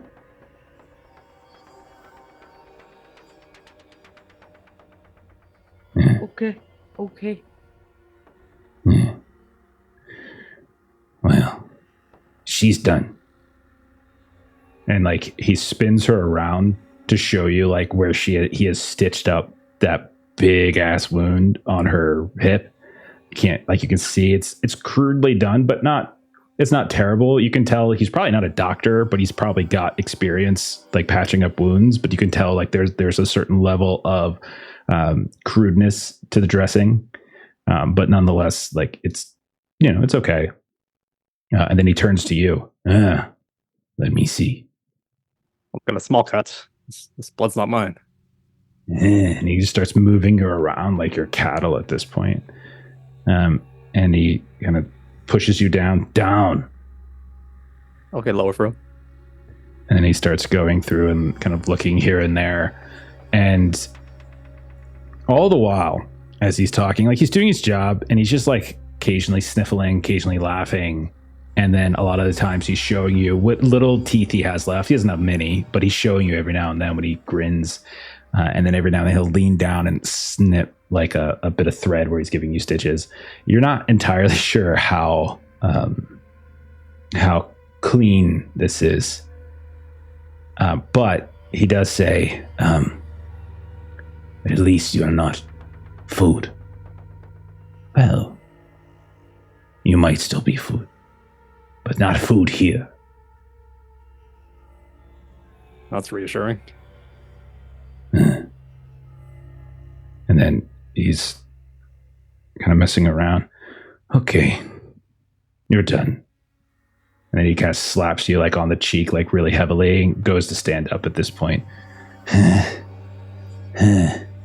Goodbye, meat. And then turns to leave. Okay, so if you ask him no more questions, he'll just like bang against the grid. The door will open. Somebody's gonna ask if he can help her, if she'd be allowed to come down. Big guy Tawi says you trouble. You stay up there. But and he comes over and he steps like on top of Patrick's shoulders and kind of climbs on top of him, and then just he gets out like this little knife and he's just and then you flop down to the ground, which unfortunately hurts like crazy, and you splash into this puddle of blood. He didn't clean anything. This place is disgusting, but yeah, you're still bound and he doesn't undo your bindings. It's totally fine. Okay. She yelps more in surprise. Thank you. Yeah. And then he turns and goes back to the gate again, looks over his shoulder at you all, and then bangs on the grate, and they open and let him out. We'll cut from there. And we all see Bev, also in a cell. No, just kidding. Bev, Wait, what? Last we saw you were headed to the Trocadero Hotel. For you, when you can see it, it's sunrise. It's morning by the time you get there. You have not slept, so you have not rested. Do not restore your health. You have been up all night wandering the streets. As you get dropped off outside the Trocadero, maybe it's because you've been running on adrenaline, or maybe you've just been kind of moving this way or that. But like, do you think differently at all about that experience? Like, you saw Pastor Wood, you saw the rain bounce off of him, and you weren't there when he died. I think it was Shaima who was the one who saw him get eaten, essentially, by the mouth. Does anything going through Bev's mind as she's like getting out of the car and going up to the lobby and looking for Frank Kearns? I think at this point, there's doubt in her mind that he's dead, because she saw the rain bounce off of him. So now she's wondering if it's kind of like a Patrick situation where when we were in LA, Patrick was staying at a different hotel and he was keeping an eye on us from afar. So she's kind of wondering if that's kind of like the same location. So she's trying to look for him everywhere to see if he's still watching her. So like she'll be standing there and then she'll like whip around really quickly and like stare to see if she can catch him, maybe walking into a building or something behind her. No, you get eyes though from people, because you start doing it like erratically here and there. So people kind of look at you and like kind of rear back, these like locals who are brushing past you to get you wherever it is they work for the day. But you don't see any signs of him. There is a scattering number of like, of sort of foreign visitors, but not many. Like definitely the neighborhood where Loman was, there was kind of a higher percentage, but even that was at best like 1/3 or so. Here, it's just a scattering. You kind of stand out in some ways. Yeah. But you look around and you don't see him. The hotel itself is modest, and it is in a neighborhood that looks very, it doesn't look as prepared for like fancy visitors and things like that. Like you were passing by like embassies and such, where you were, like it was like kind of embassy town in some ways, as you could saw like the French embassy there, etc. So when you were passing by like where your hotel was and then into where Loman was living, and as he was moving you about, like you saw all these kind of fancy recognizable locales, a university, that kind of stuff. Here it's just a little bit more, it just looks a little bit, not rundown's not the right word, it just looks a little bit more lived in. Yeah. Okay. So what do you do? She's gonna ask for Kearns at the hotel, and okay. Yeah, and I'll say he left a message probably with like his like what room number and all that kind of stuff. So even if you struggle with Ty, and it is a Siamese woman who is running the desk, you have enough that she's able to piece together what you want. And we'll say she directs you to his room, second floor, room 14. And you find yourself knocking on the door, and the door opens up, and you can see there is Frank Kearns, not unlike when Will knocked on his door back in Casablanca. He is in the process of sort of cleaning up his shave. He's got like his undershirt on, and his suspenders are like kind of off to the side, and he immediately feels like a little bit like, so sorry there. Sorry, Dr. Key. Give me 1 second over here. 1 second. And he steps back into the room, and you can see quickly kind of gets on his button down, his dress shirt, and he comes in. And when he comes over, that's when he notices, oh my God, what, Dr. Key, oh my God, come in. What the hell happened to you? Hi, God. We were keeping our eye on Daniel Loman's house and watching. Sit. And then he showed up, and he knows who all of us are. He knows who all of us are. Wait. He told me, and then I was abducted, and I got they punched me in the face and they pulled me in a car while everyone else was still in his house. And like she just starts to rapidly like unload. And he's just and then you know, and I saw Patrick. Or not Patrick. Sorry. I would hope Pastor. so. He was on the plane with us. I saw Pastor. I was walking and I was walking and I was walking and it was raining and then he was there and he told us that like we got to get our shit together. Like we can't let it happen like it did before. Like we can't just leave, you know. And then she just burst into tears. You're all right. And he's like looking around and you hear him come over and he sets in front of you like a glass that he cleans out with his shirt and he pours you a drink. And he says, I don't know what it is, but they says it's kind of like rum. So he slides it over to you. And you get to the label. Yeah. And it's just it's like some booze and you just drink it. And he's like, okay. I don't know where anyone is. Sure. We weren't at the hotel. Okay, let's take this one step at a time. Okay. So you said that they know who everyone is. Yeah. When you say everyone, do you mean everyone? He didn't tell me, like, he didn't list a name, but he said he knows who everyone is. Did he mention Miss Winston Rogers? No, but you can see he visibly like exhales like he was nervous. He's like, okay. But I feel like we have to assume the worst, right? To be safe? Maybe. She's very she has people that handle some of what she calls intelligence. She's the last. We don't need to worry about Miss Winston Rogers right now. I just needed to know if I needed to make a telegram or telephone call. All right, so you went over to Mr. Loman's. There's no one there. Then you got separated from the others. What was the last time you saw them? The last time I saw them, they were in. Shaima was with me, but then she decided to go watch the back of the house, and then the rest of them went inside the house to search. That's the last time I saw them. So you don't know that they came out, and they weren't at the hotel? They weren't at the hotel. I don't know if they came out. What if they? You know how they are. They could just be out gallivanting and drinking and whatnot. But wouldn't they look for me? Maybe they did look for you. You know, maybe they went around looking for you. Maybe they. Okay, in the hotel. Like I made sure I screamed and I made a scene, so like they would have known that something happened to me, right? Yeah. Okay. You know, you're right. Okay, so if they're not back at your hotel, that means they're out looking for you. It doesn't mean anything bad happened to them. It just means they're out looking for you. They're probably just as worried about you as you are about them.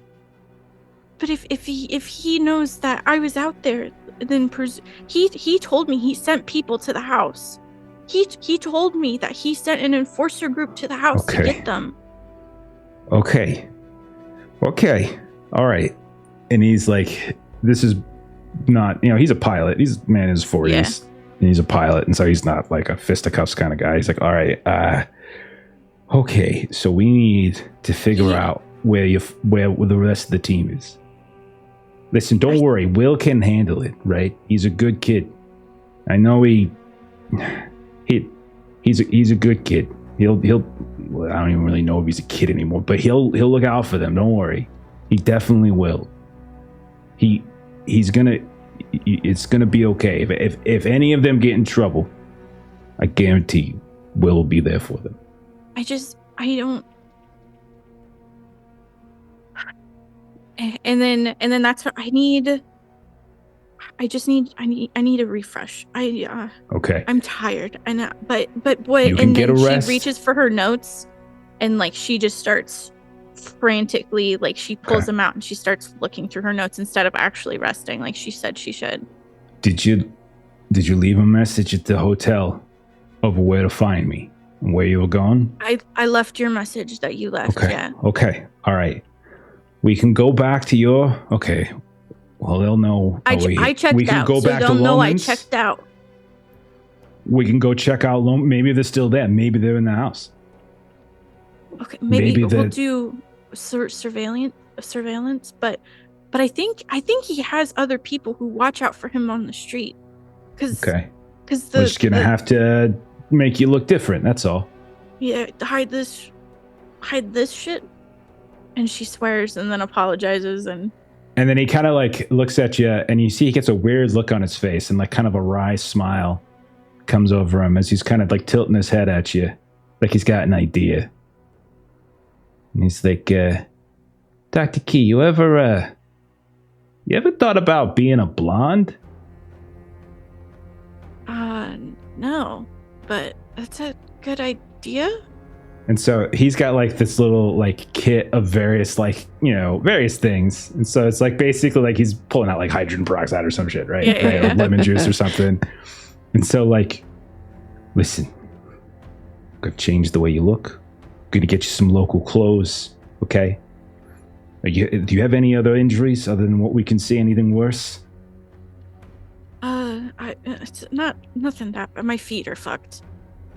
Okay, well, and first of all, that's when she takes off her shoes and shows like the oh glass. God, oh Yeah. jeez, I don't get paid enough for this. Okay, okay.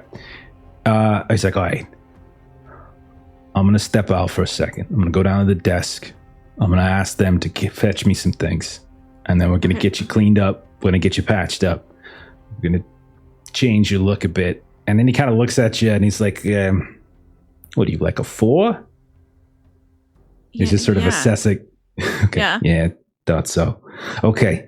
And then he leaves. Okay. But he leaves the bottle, and he'll go like sort of, he's essentially sending someone to get some supplies. Okay. We'll cut from there. We'll go back to Marie. Marie, you said you've been in this, how long are you waiting in this cellar? Let's put it that way. I was thinking that she would wait at least a half an hour. Like she would definitely want to give them time to like look and double back and whatnot. So that was her thought is, at least a half an hour that she would kind of wait. I can tell you a half an hour goes by and no one ever moves that box that Will had placed to cover your hiding place. And you're pretty sure they have no idea you're here. And she will very carefully and slowly over probably the course of like 3 minutes or so, slowly whatever she needs to like slide and move, and like everything she's doing is very deliberate and careful and listening as she does all of that to make sure that she's not kind of drawing any kind of attention. And are you going to come out from the way you went in, or are you going to try to navigate your way through like this, try to find a different way out? So quick question for Steven. Did Will say anything as like Marie hid in the basement and then he was covering it up? Like, did he give any indication of like which direction he was going since he didn't go in the basement with her? I don't think he would have really known other than to continue going forward to like tell you like where he's going, because he didn't know what was around the corner either. So he would have probably just said something like, just stay hidden, like that. But a half an hour has gone by and he hasn't come back for you. Right. Yeah. So then Marie would want to try to continue forward and just try to locate him. Okay. So a couple questions for you. Are you trying to do this quietly? Are you trying to do this quickly? Yes. Okay, so this is stealth. Quietly. Okay, so give me a stealth test to do this. And this isn't just to get out. This is like your general stealth to move about. And yeah, my second question was, are you looking to just try to escape the labyrinth, or are you specifically looking for Will? I would say that she's not going to spend forever looking for him. Like she's going to see if like, okay, does it look like he is somewhere in the area? But she's not like going to be silly about it and just be like, I have to spend all of my time right here. Like she'll poke around. And then if she can't find him, go back to attempt to find her way back to the hotel. Okay. Start with a stealth test as you climb back out into the alleyway and taking some audience support for that. Takes a little bit of doing okay. to like find where the actual window is, but eventually you do, and you're able to slide things as best you can. Peek. It is. It's not fully morning yet for you, but you can definitely tell that there's a little bit of light on the streets. Like there's some gray coming up. So it's probably around sunrise or just before it. How'd you do? All right. So I rolled an 87, which would be a fail. I was trying to get under 60. So I'm trying to do the math. 27 to get down to 60. Yeah, I'll do that. I was trying to see to get further, but I think I'll just do the 27. Okay.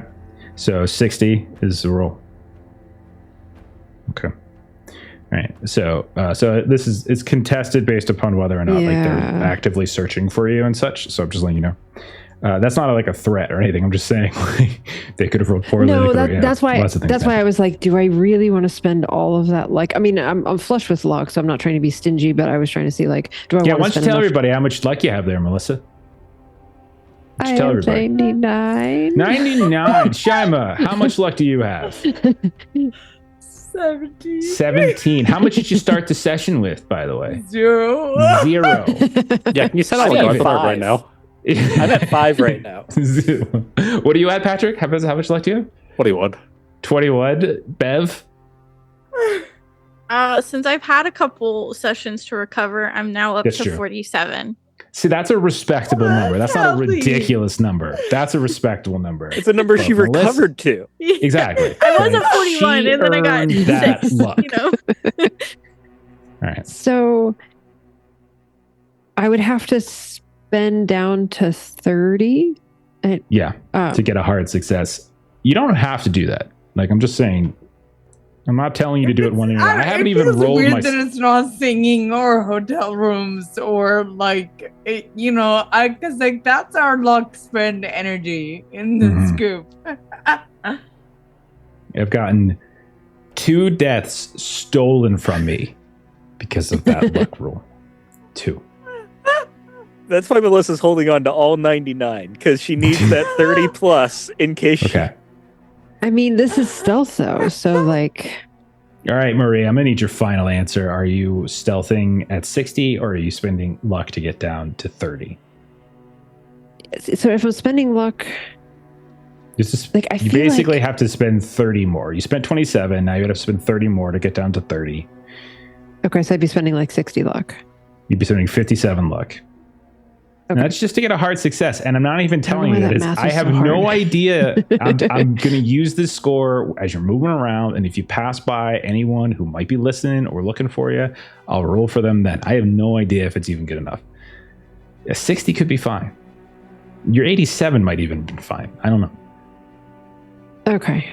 I'm gonna leave it where I'm just barely passing at 60. Okay. Fair enough. All right. So you come out. And the sun is certainly coming up, giving the sky kind of a dark gray feel to it. You're definitely seeing silhouettes of the buildings because the sun is imminent.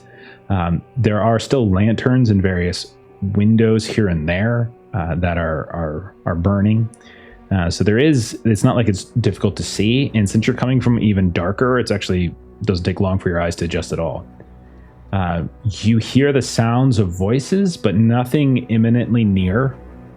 But you definitely hear the sounds of like activity in the area. The sounds of a random shout. Sounds maybe like a dog barking. A little drizzle of rain comes down on you at one point. But you don't have anybody actively in this alleyway with a machete trying to kill you. Where would you like to go? So your options really, because if you recall, you hid right by that T section. You can actually see the building where the second story window is to get inside. You can continue down this sort of stem of a T, kind of going away. You could venture like down one of the flats that is going downhill. You can try to run back uphill. You genuinely have no bearing for where you're at. So it's just sort of up to you. Downhill, uphill, or away from the warehouse. Away from the warehouse. Okay. So you start racing. You start quietly, I should say, moving past. And multiple times you see up in the second and third stories of some of these buildings, you see those tarps and you see those various tapestries, sometimes colorful, hanging here and there. You're convinced probably at some point there's some kind of warning pattern going on or something that the guards here know, but it's unless you have like a full understanding of all of the different routes. But what this tells you is that you're still in the area. Like you can see these decorations and things that are up, and you're sure that you are still within the grounds of this labyrinth. I need you to roll a navigate test to see if you can navigate your way out of it. Okay, I will attempt that. Taking the boost, it'll be a 50-50 on that, so we'll see. That is a 31 under 50. 31 under 50. Okay.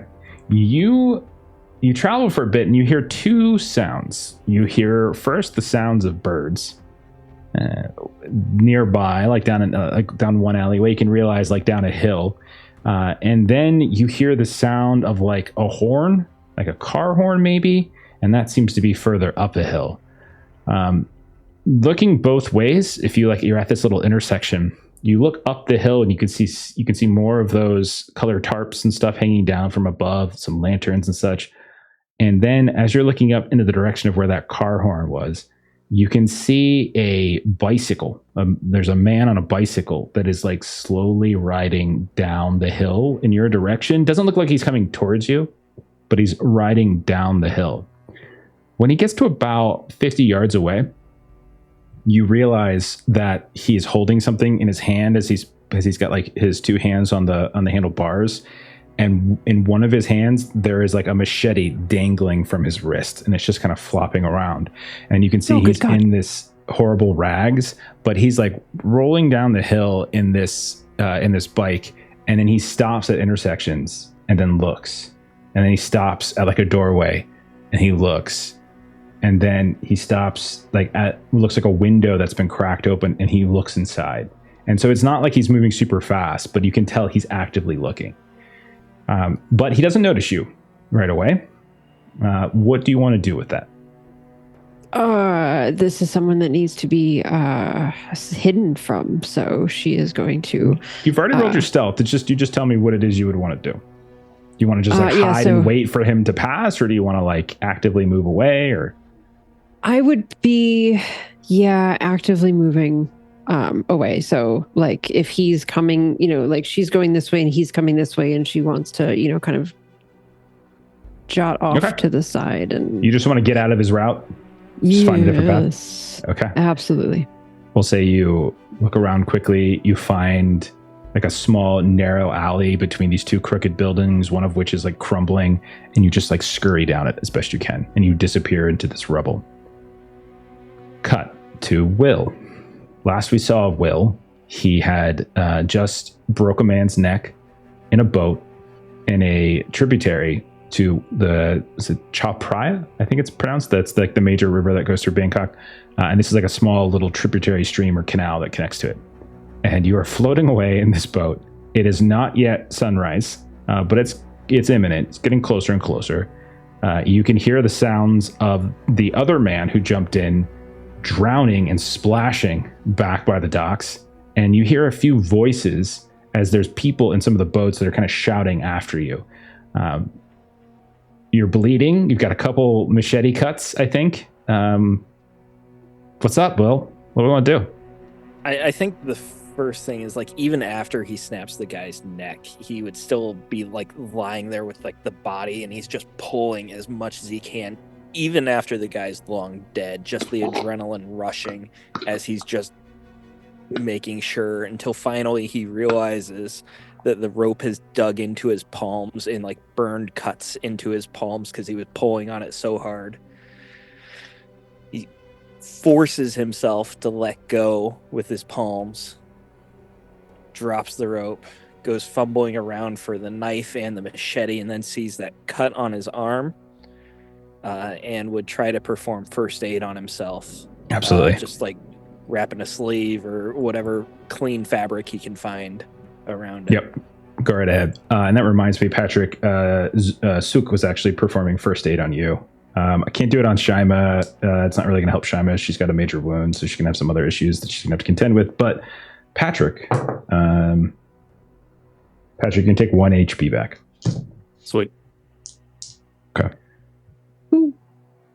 I have a 78 first aid, and I thought that was a lock, and I rolled a 78, and I don't have 8 luck to spend to turn it into a success. So, damn. I just find a dirty rag, and I just wrap it as best I can. What about pushing? That's true. I can will say push, can't I? the danger of pushing is that it could be a much worse effect. And so in the case of this, we're talking like hurting yourself even more, creating an infection, that kind of stuff. So that is on the table. Yeah, I'm not worried about that. Okay. Gonna push. Will might be. fine. Steven is not. Oh, shit. Shit. I rolled a 97. Oh, Is that a critical no. fail? I have 70 in first aid, so I don't think it's a critical fail. No, it It's shouldn't not. No. Wouldn't be. It would only It's be a still critical fail if you failing were on a under push. 50. Yeah. be. Pushes Um, always roll higher, right? Isn't this like just dice luck? Got him. That's twice down my Good job, hubris. buddy. Yeah. 70. Okay. How do you fail a 70? Twice. By rolling a Yeah. You 97. roll dice that have numbers that are higher than 70. Okay. So, a couple things. First, we're going to say that I'm trying to make sure, because you didn't critical fail. I think as long as you don't critically fail, I'm not going to say you take further damage. But I am going to say that long term, you're going to be dealing with an infection. So, this is something Will's probably not familiar with right now. But go ahead and write in your in your biography notes thing area, just write infected wound. And where was this wound? Where we want to say this was this your wrist? Yeah, we're going to say it's the right forearm, because I was Okay. holding the gun, so that's where the machete hit, I thought you said? Yes, it was, because he was going, it was in the fight back when he was trying to hack your hand off. Okay. All right, so we're going to put that in, and I'm going to say no, so no critical fail, so you don't lose any HP right this moment, but you are going to have some long-term issues. I'm trying to remember if major wounds, I know major wounds don't get healing at night, and I know they had to do the con at the very end. I'm not sure if first aid applies to them or not. I don't know. I don't think it does anything. Okay. No, I think it's just medicine. Well, medicine doesn't do anything Agreed. Oh, either. doesn't. Oh, Mm-mm. okay. Well, medicine's not going to do anything different because of the wound. She had a major wound, but she wasn't dying. So I think because it's a Right. major wound that isn't dying, first aid doesn't do anything. First aid's not going to bring her back. Yeah, it doesn't take her back from consciousness. What I'm saying is rolling medicine isn't going to necessarily have a different effect. You get a major wound, that you're gonna stick with that for a while. So at the end of every week of game time, so in game, while you have your major wound box ticked, you have to roll a contest, and then after that contest determines whether or not you get any HP back, whether or not you don't get any recovery, or whether it gets worse, or in some cases, if you roll really, really well, you could potentially heal the wound. Otherwise, you don't actually get rid of the wound until you hit half HP, I think it is. So for you, I think you were at 6 HP.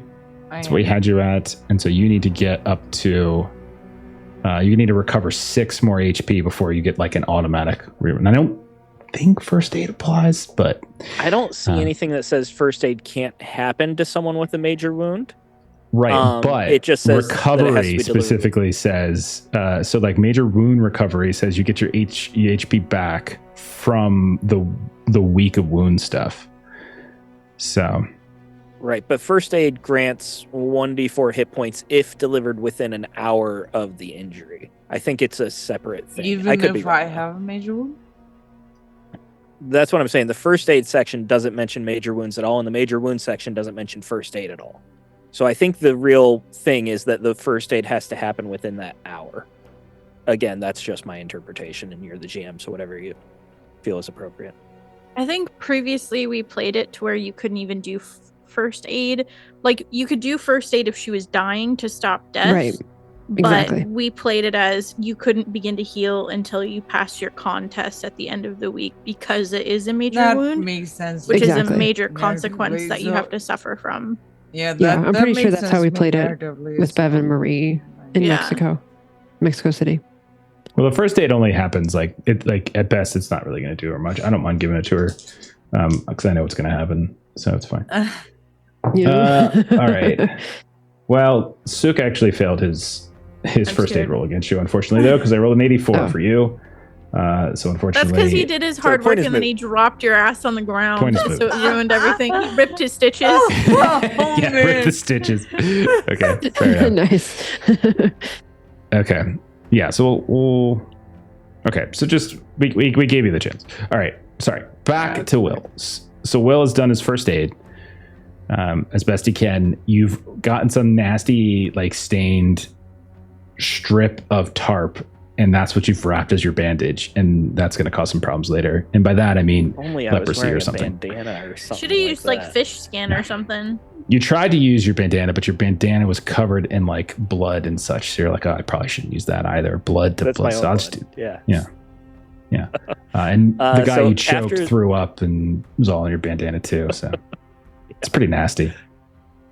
I'm sure I'm looking pretty gross right now. After the first aid, I would want to bail out the boat a little bit, get some of that water out so that it stays floating, and then just Okay. drift for a while down the river just to try and get out of wherever.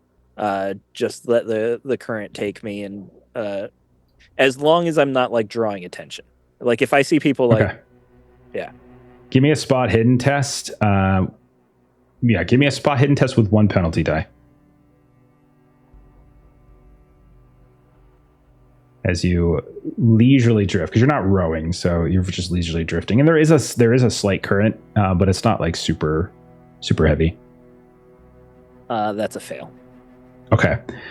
At a certain point, as you've been drifting, you see up ahead there is a bridge, and you notice that if you wanted to, you could try to like hop and grab it. But it's at around this time that you hear... Actually, give me a listen test. Give me a listen test, too. Not just spot hidden. Give me a listen test as well. This one isn't... no penalty down that one. This one's normal. I'm much better at listen than spot hidden. It's Really? Because I feel like you never listen. I don't. Listen is a dumb skill on all my characters. So that's a fail as well. 43 Okay. over 20. All right. Let me roll something. Okay. You are approaching this bridge, and you notice there are people standing on top of it. There are 2 people standing on top of it. And you can see that they're looking around. And at one point, they point down at your boat, and they point at you, and you realize it's not just their finger that they're pointing, but a whole arm. And the arm extends, and you realize there's a machete at the end of it, and they shout. And your boat is slowly drifting in the direction of this bridge. And it is a like kind of a rickety wooden bridge that slightly arcs over the stream. It's not very big or strong, but it's definitely a pedestrian like walkover bridge. What do you want to do as you are drifting literally towards them? Do I have oars on the boat? Yes, we have established that. Not that anyone has used them. If you would have grabbed one and actually I'm tried to going to knock the start- person off, I was going to give you a bonus die to your fighting maneuver, but you never picked this up, even though I actually tried to help you. I'm going to start too. rowing Like twice. against the current, I guess. We've established that it's a leisurely current, so it shouldn't be too hard to do. But I'm going to row and try to get back up away from the bridge and towards one of the sides. I suppose the one that looks like it has the most buildings on it that I might be able to like duck between. Okay. Let's see. Trying to see. Navigate, maybe? No, that doesn't seem right. Give me a strength test. So give me your strength test. Let's do that. And yeah, just give me a strength test. This is going to determine how quickly you rolled, or how quickly you roll. Guy. Okay, so that's a 52, but I do have 2 luck to turn it into a success. So that puts me down to 3 total. Okay.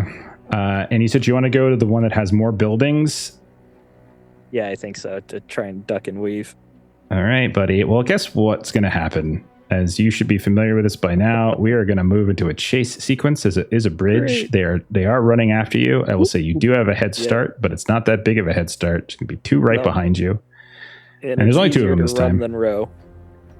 But you do climb out of the boat and you start racing away once more. And I will say that when you get out of the other side of the river, you are getting out of the side of the stream, I should say, that is further away from the labyrinthine area that you were in. So we'll see. We'll see how this works. So they're going to chase after you one more time. Buddy. Tisk, tisk, tisk. Okay. Roll your con. Just wanted a romantic boat ride. You know, why couldn't you let Isn't me there a have dead it? body in your boat right now? Oh shit! I forgot to throw him over.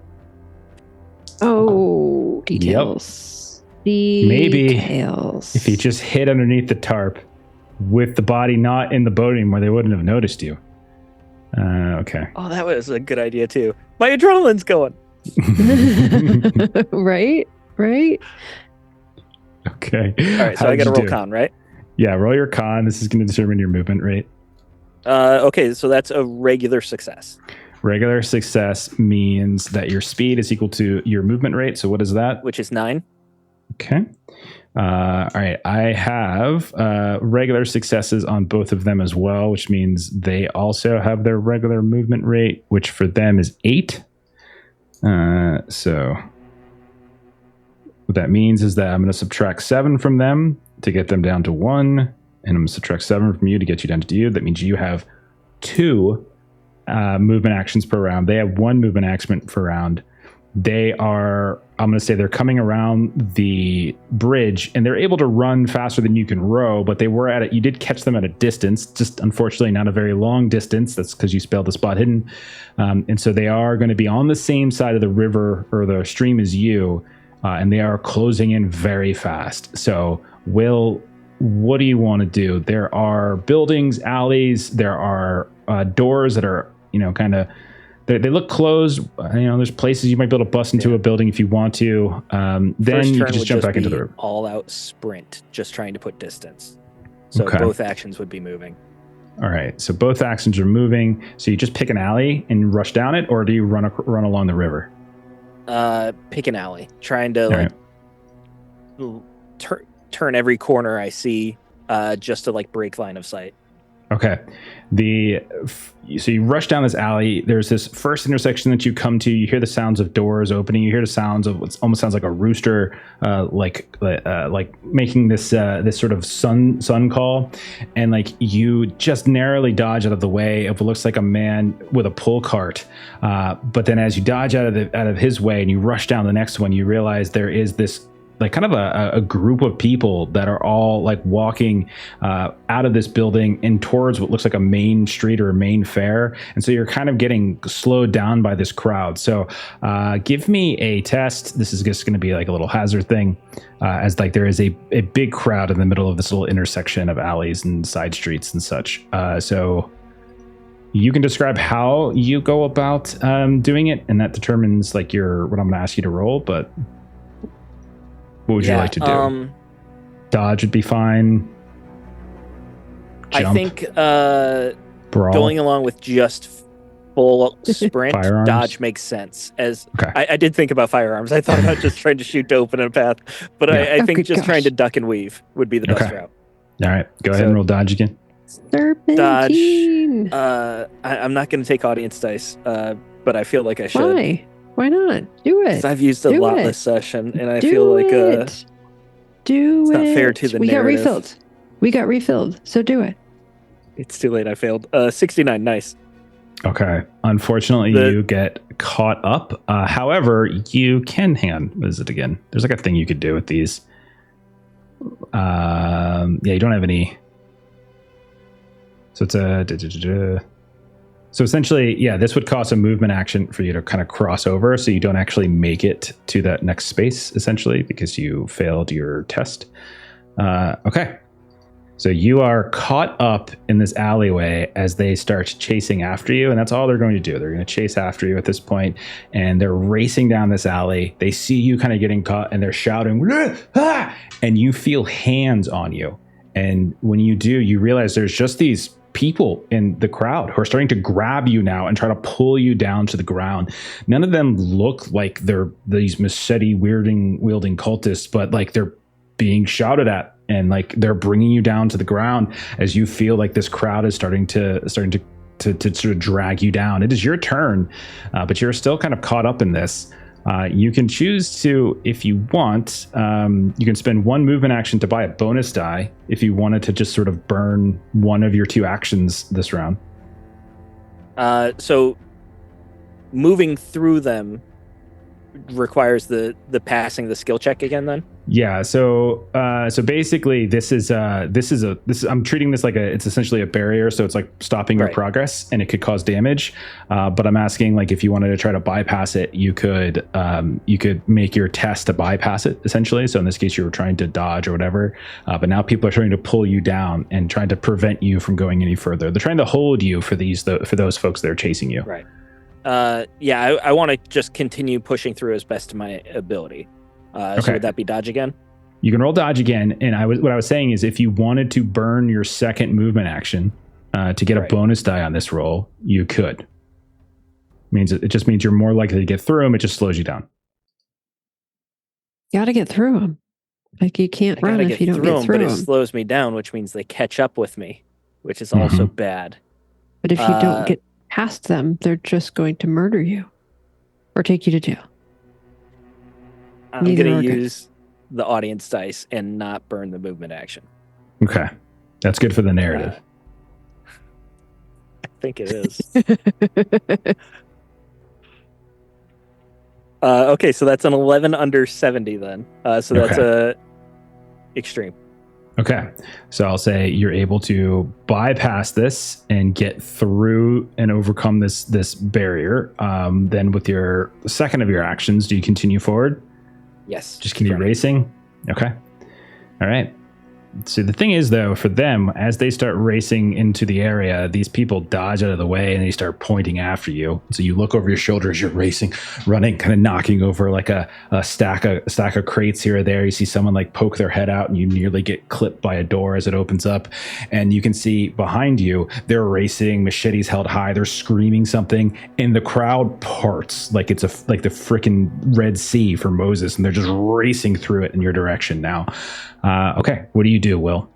They can still see you, but you're getting a little distance on them now. You can tell you're a little faster. I just want to keep getting the distance.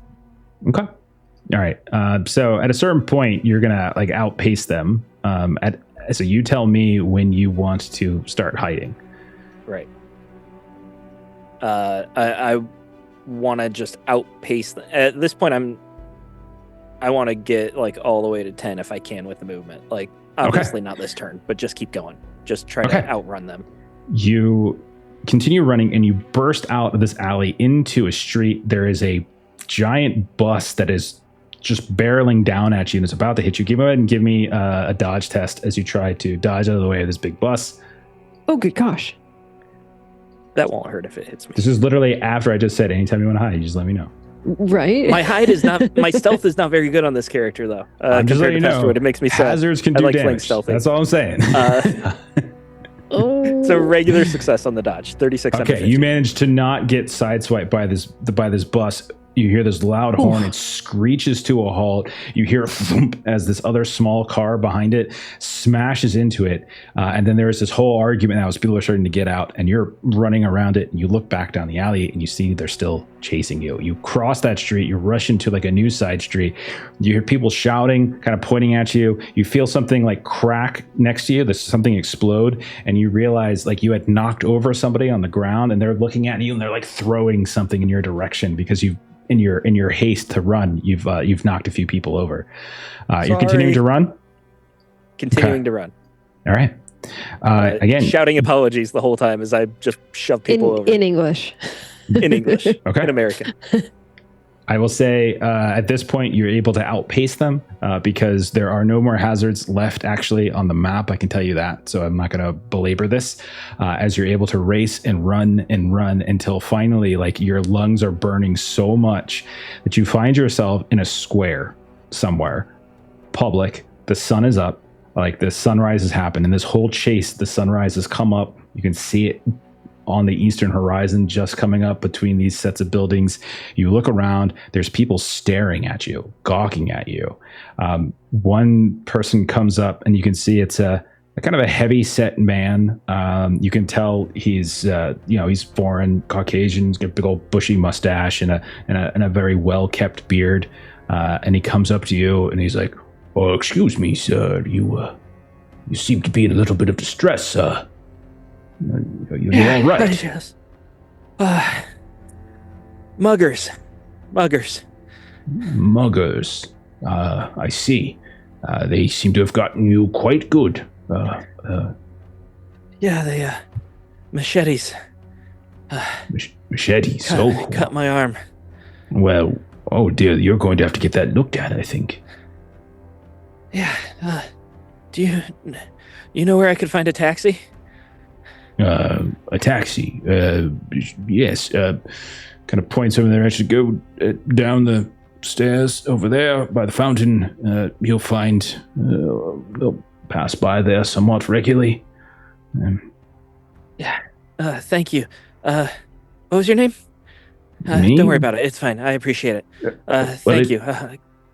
Yeah. And then you walk away as he's leaving you to talk, and you kind of vaguely hear like, "Very rude American," and we'll fade from there. We come back to me panting. We come back to the scene with Patrick and Shaima. You have been inside this cell for a little while. You've been very clearly looked at, or very clearly the eyes of these guards are watching you the whole time. And like they have these spears out, and you can tell like they've been left here to watch you. What have you two been doing in the time? Shaima, you've been dropped down. Patrick, both of you are on the ground. You're still bound, but you at the very least aren't hanging from the ceiling anymore. What are the two of you doing? I'd listen to whatever Shaima has to say, and I'd probably pass out from exhaustion just from it being late. Okay. Try to get some rest. I'm gonna ask for his help to undo my bindings, and then just let him pass out. Anytime you try to do your bindings, one of these long spears comes through the grate and tries to stab you. You're very clearly seeing they don't want you to do that. Then I will try twice before giving up. All right, then I'm going to roll an attack then. I was trying to do it for flavor, but if you're going to persist, I'm going to roll an attack. I'll try it once, and then I'm going to try it a second time, then I'll stop. God, I'm rolling so ridiculously hot tonight. It's ridiculous. No. You don't have to help to try it a second time. Okay, they're not trying to kill you, so they're really just trying to like stat. So take a point of damage though, as they will at one point as you're trying to do this, you feel the spearhead right into like the thick of your thigh, and you just kind of get you. And you see this little welt of blood pop out all of a sudden if you have a new wound, and then you try to do it again, and they stab once more, but they definitely don't want you doing anything, undoing your bindings at all. Okay. I will stop after that, and I'm not going to interrupt Patrick by sleeping, but is there anything around physically that could operate as like a blanket or something for him? There's really just Patrick. You are in a room that is, you can tell that this is devoid of anything. They have cleared this cell out of everything. You guys have nothing on you. All you have is a few torn rags covering you, But otherwise, you have none of your items that you brought with you, none of the clothes that you brought with you. In this room, you can tell that it's been cleaned out of anything that could resemble a weapon, anything that can resemble an item. It is just cold, nasty, sludgy floor. It is horrible conditions to be in fact. Okay. I'll just let him sleep then. Okay. Without interrupting. Okay.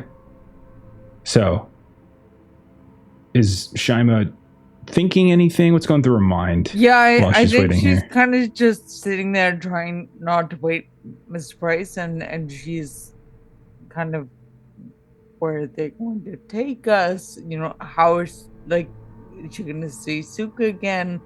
Are they gonna see this man again?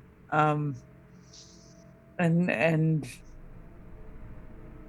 yeah, I don't think she has the energy to try and break out of this room and that kind of thing. So she's just doing her best not to wake Mr. Price. No worries, Okay. Shaima. We'll get you out of here. As I'm dozing off. Okay. At a certain point, Shaima, you're not sure how long it is. You've been hearing Patrick snoring. You see Suk appear once more, and you can see he's carrying something in both his hands. He's got these two what look like ceramic or stoneware kind of plates with him, and you can see there's just this big slop on it. And he says something in Thai to the guards, who again go through the process, and then he walks in and he sets in front of both of you this what looks like a plate of gruel. You have no idea what's in this. It's just this slop, and then he kind of kicks Patrick gently in his shoulder to wake him up. I'll crawl myself towards it and just shovel the slop into my mouth, I guess. Okay. While he's eating, Shami's gonna say that, if you let my friend go, I'll fight in your pits. They're not my pits. Okay, well, I know how to fight. I can fight in your pits if you let my friend go. They're not my pits.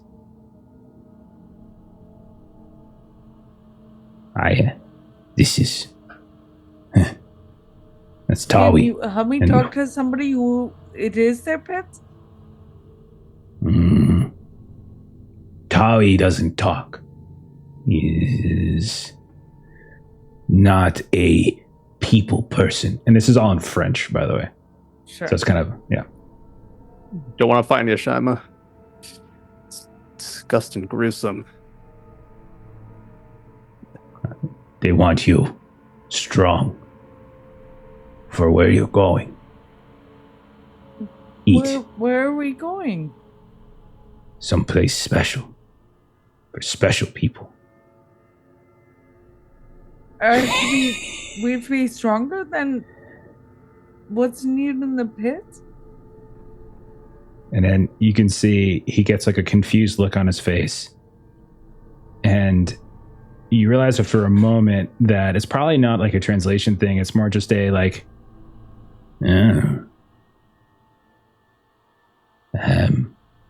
you're going to see the boss, the big boss. Tawi. Not the big boss. Tawi's not the boss? No. Someone bigger. Is it Daniel Lohman? Yeah.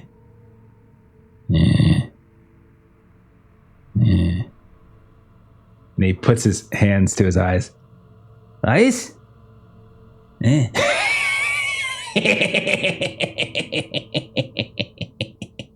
And as he like roars back in laughter, you can see like the 7 teeth he still has. And you could tell what he thinks about Daniel Lohman being in charge. Sure. Your boss got a name. Yeah, I don't care. Not my boss. How much longer? Works for Sook. Eat. This is vile. Eat. And he like kind of. Shaman does eat and is able to choke it out because it probably doesn't. It's not good. Yeah. It's definitely not good. Okay. Yeah. All right. So he's just kind of watching you all, and you both feel your eyes get really heavy after a little while. She does kind of mutter a thank you, Sook, as she's kind of drowsy. He like squats down, like he like literally squats right in front of you, and he's like watching. He's looking. He's got this big grin. Most like again is only a few teeth, and they're kind of rotten. And he's like, yeah, no, and he reaches up and he just pats you on the head. Bye, and then stands up, and the last thing you hear or see is this blurry vision of him like leaving the cell, and you can see the guards quickly kind of coming to close it back up, and then your head just gets really heavy and eventually plops. Patrick, similar vibe. He just doesn't say goodbye to you. Head just gets really heavy, and then plops down, and maybe even into the leftovers of the plate. I'm gonna cut from there for a moment. I'm gonna go over to Dr. Key. Dr. Key, you've been waiting around, you've been drinking, you've been resting, you've been frantic inside of Frank Kearns' room. He comes back. You can see there's this montage of him cleaning you up, patching you up. I'm going to say it's too late for first aid on you, unfortunately, as you wandered the streets for hours. Yeah, a really long time. But he is able to, at the very least, kind of tend to your wounds, and then he has a surprisingly gentle hand and seems to know a decent amount about makeup and disguise, strangely enough. And you're able to like kind of look into a mirror, and you can see he's kind of covered up some of the welts. He's kind of made some of the redness of some of the cuts much less noticeable. Anybody who's looking closely will still see it, but at the very least, somebody who just like passes by in the street and just like a passing glance might not see it right away. He also, and he's a little bit more trepidatious and a little bit more concerning, he has a thing of shears, and he's like looking to cut your hair. Yeah, and she allows it. She recognizes the importance of changing her identity. He gives you like a flapper haircut. It's nice and short, right? Okay. And he holds up this big old bottle of some kind of like peroxide or whatever, and he's like, give you a look. Yeah, let's do it. And so he does that too. So you get a haircut and you get your hair dyed. It's not great dye, but it's certainly not brown red anymore, or auburn, whatever the color you describe it as. So I'm gonna roll a. Actually, I'll let. You want him to roll disguise, because I'm sure your disguise is pretty low, right? My disguise is a 5, so yeah. Yeah, he's got more than that. Okay. I am rolling so crazy good tonight. It's absurd. That's so awesome. I rolled an 18. That's awesome. It's crazy. Holy All right. crap. When you look at yourself in the mirror, Bev, you don't even recognize yourself immediately. Oh, like it just looks like somebody else. But then everything kind of fades back in, and you can kind of see yourself. And it's there, but you look very different for a moment. The hair isn't great, but he also has like a shawl that he kind of gives you to help kind of cover some of it up here and there.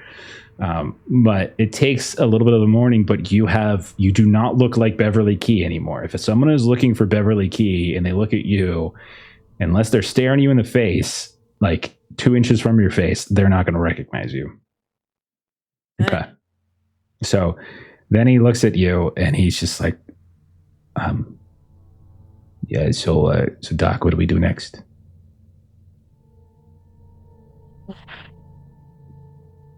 We need to verify that they're still not at Loman's. Okay. All right. Let's go. Okay. Okay, I got a driver. He's a translator, body guy. He's going to come along with me. So let's go. Okay. And so the two of you go downstairs. You get in your vehicle. You drive off. I'm going to check back in with Marie. Last we saw of Marie, you were hiding. You ran down an alleyway, doing a bicycle with a machete. At a certain point, you hear the sounds of the chain. Somewhere in some rubble somewhere. He's like looking. Doesn't see you. And he continues down. The hill. Give me another navigate test. Okay. I'm taking some audience help. So this is a 50-50. It's a 10. Okay. 10 is phenomenal. That is an extreme success. So I'll say that as you stumble out of the rubble and you continue going in the opposite direction of where where this bike was, eventually you cross over this dead street and you can see that there's stuff kind of growing up out of it. It's kind of wet from the rain that had quickly hit you in the morning, but it's since dried. And all sorts of cracks in whatever kind of whatever substance that they're using, whatever sediment that they're using. And then you kind of cross it, and you see in the distance as you're at the top of this this hill, as you're looking down, you can see a far busier thoroughfare. And you can see on this side of this kind of crooked dead street, there's no more of those colorful tarps and things like that hanging from the window. So you scurry down and you realize, this looks like a very busy place. You see it's morning time. People are getting up and going to work. The sun is now out at this point for you. You think you've gotten away?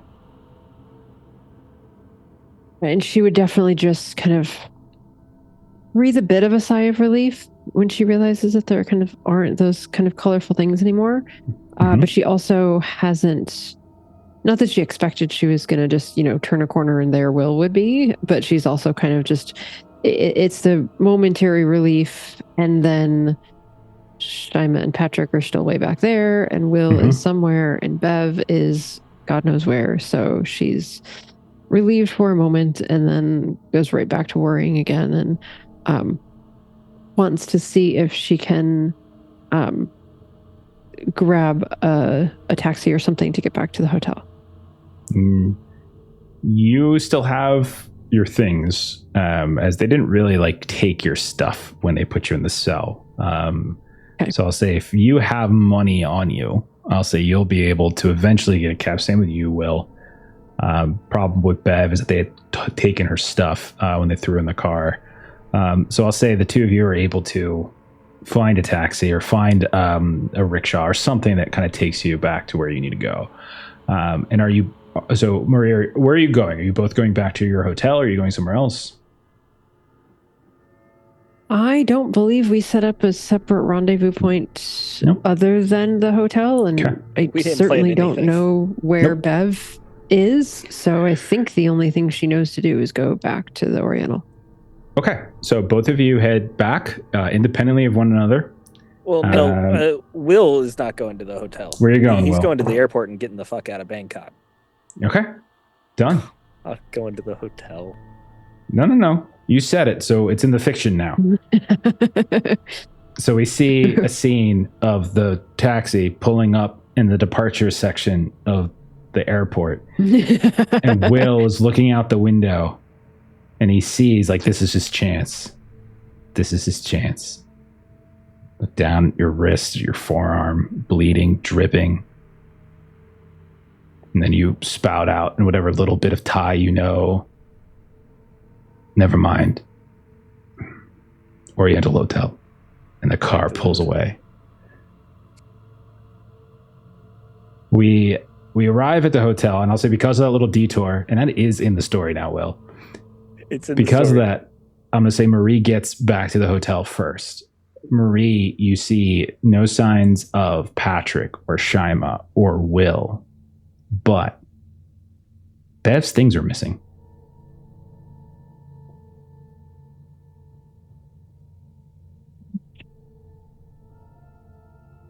But the room itself. So when she'll notice that Bev's things are missing, but she'll look to see, does the room look tossed? No, it doesn't. Okay. It does not. It just looks like she's kind of packed up things. Bev, did you leave a note in here? In the room, no, but with the front desk. Okay. Hearn's note. All right. So, Marie, if you check out the front desk, eventually, or if you call down, whatever it is to inquire. And I think she would, because she had gone there to say, if anyone comes by asking about us, please let me know. So I would say that she would follow up with that to say that since we've been gone, did anyone ask? When you go to the hotel lobby, the lobby worker will step out. Young Siamese woman, probably same age as you. You can see that looks very tired, like she's probably been working like the late shift. But she sees you and she kind of walks you through it slowly, as you can tell that her English is 1,000 times better than your Thai. So she's walking you through it slowly and she hands over this note. And I'm going to say, because I want to move this along, it's around this time Will walks into the lobby, and Will, you can see there is Marie over at the hotel lobby talking to one of these hotel workers. Oh. Fancy seeing you here. And Marie will sort of lose sort of decorum for a second, because she's just relieved. And so she will just sort of like give sort of a little squeal almost, and then just sort of give him a big hug. Not that they've known each other long, but she's just the relief of the drink situation. First. Someone. Oh, sorry about that, my boy. And she just kind of like brushes off his shoulders, and I was just checking on a few things. Very, very, very glad to see that you are okay. And then she'll kind of go back, because she did just completely rudely interrupted this concierge that was doing her best to kind of explain whatever note had been left and whether anyone had come calling after them. I'm sorry, ma'am. Continue. So the gist is that Bev checked out. She was going to see a friend, Frank Kearns, at the Trocadero Hotel. Okay. Thank you very, very much. Would you mind? Does the Trocadero Hotel have a bar? I'm asking the front. Looks at you and she grimaces and she says, I think so. If not, I think they have 2 nearby, same block. If you're not sure, maybe we should just stop by this bar first. What do you say, Marie? Do you need a doctor? Just a bottle to go. I don't. That's where I'm going next. What? And she's looking at you with quite concern, as your arm is. Both of you look terrible. Filthy, covered in cuts and blood. And it's at this point you hear, and coming up behind her is an older gentleman. You can tell it's a hotel manager. And he comes and he says, excuse me, sir. Here at the Oriental, we have we have a level of decency we expect our visitors to maintain. Look at me. I'm a mess. You are absolutely right. I'm sorry. Adrenaline's rushing. I was just mugged out there. I was lucky enough to run away and get a cab back here. Do you need I'm on my way to my room to change right towels now. for your room? That would be fantastic. Yes. Thank you. We will contact the authorities about your legal entanglement, if you wish. I'm actually on my way to go to a doctor, and I'll have the authorities meet me there. So don't worry about it. Yes, thank you. We'll take care of that. And we're one of you give me a fast talk test. I'll do the fast talk because I'm lying about the mugging. 52 regular success. Okay. Very good, sir. And he looks over towards the hotel lobby elevator as if to suggest to you to get out of the lobby while you look and smell like that. As fast as he wants me to, I'm headed that way. Okay. So two of you retreat to your rooms. So, little montage. Okay. First thing we see is Bev and Frank Kearns with their driver/translator pulling into an area near Daniel Lohman's townhouse. Try to get a good stakeout, viewpoint. Then we cut and we can see like Will and Marie kind of peeling back some of their clothes where the stab wounds were and cleaning some things, pouring some alcohol in some wounds, patching stuff up, washing themselves. Then we kind of cut to like this sort of blackish kind of view, and we just hear the sounds of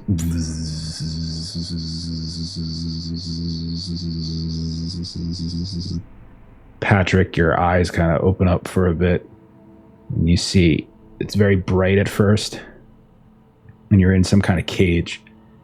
And right as you open your eyes, you can see that there is that large Tawi Odom guy. And he looks down and he sees you're awake. And he pulls the cleaver and smacks you once more. And then your eyes go black again. And we just hear again.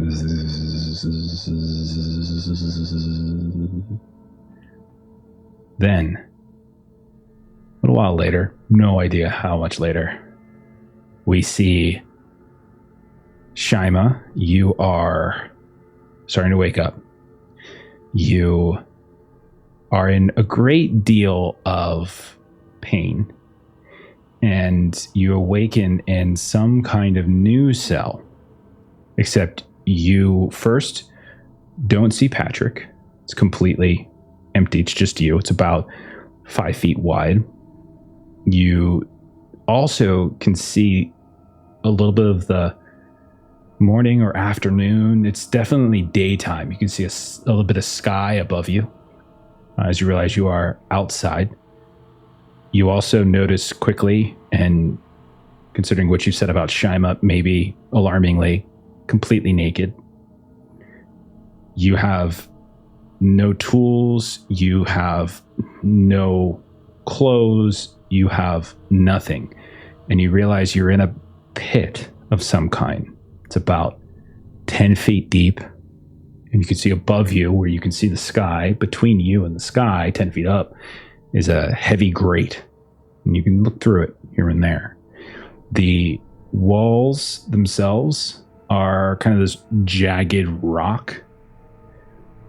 And right as before you're even really able to kind of get your bearings, you see a little shadow begin to grow on the ground. And you look up and you see someone has stepped to the edge of this pit you're in. And you see looking down at you is a Siamese woman, fairly small, not very tall. You can see that she is, her eyes are almost unnaturally wide. Like she's staring at you with these giant bug eyes in a way. You can see that she is kind of biting her tongue a little bit. And one of her fingers you can see is sort of like on her forearm, kind of just sort of like patting her forearm where a shawl kind of covers over top of it. And you can tell she's got like a piercing in her nose and her earring as she looks down at you. And she says in English, "Yes, I'm told you're going to be the challenging one." And we're going to cut from there. And that'll be the end of this week's session. Oh my gosh. Oh, we didn't rescue Patrick or Shaima yet. Are you sure? Fuck. Jeff, are you sure that Yeah, you I'm don't want sure. to go for like There's another 20 We are in no way, shape, or Sure. form closer to being reunited than we were at the start of the session. So I got to think. Oh, goodness gracious. It's going to be rough. Oh my Hold on. And now Gosh. Marie and Will are gonna go to Frank Kern's hotel, who will not be at the hotel.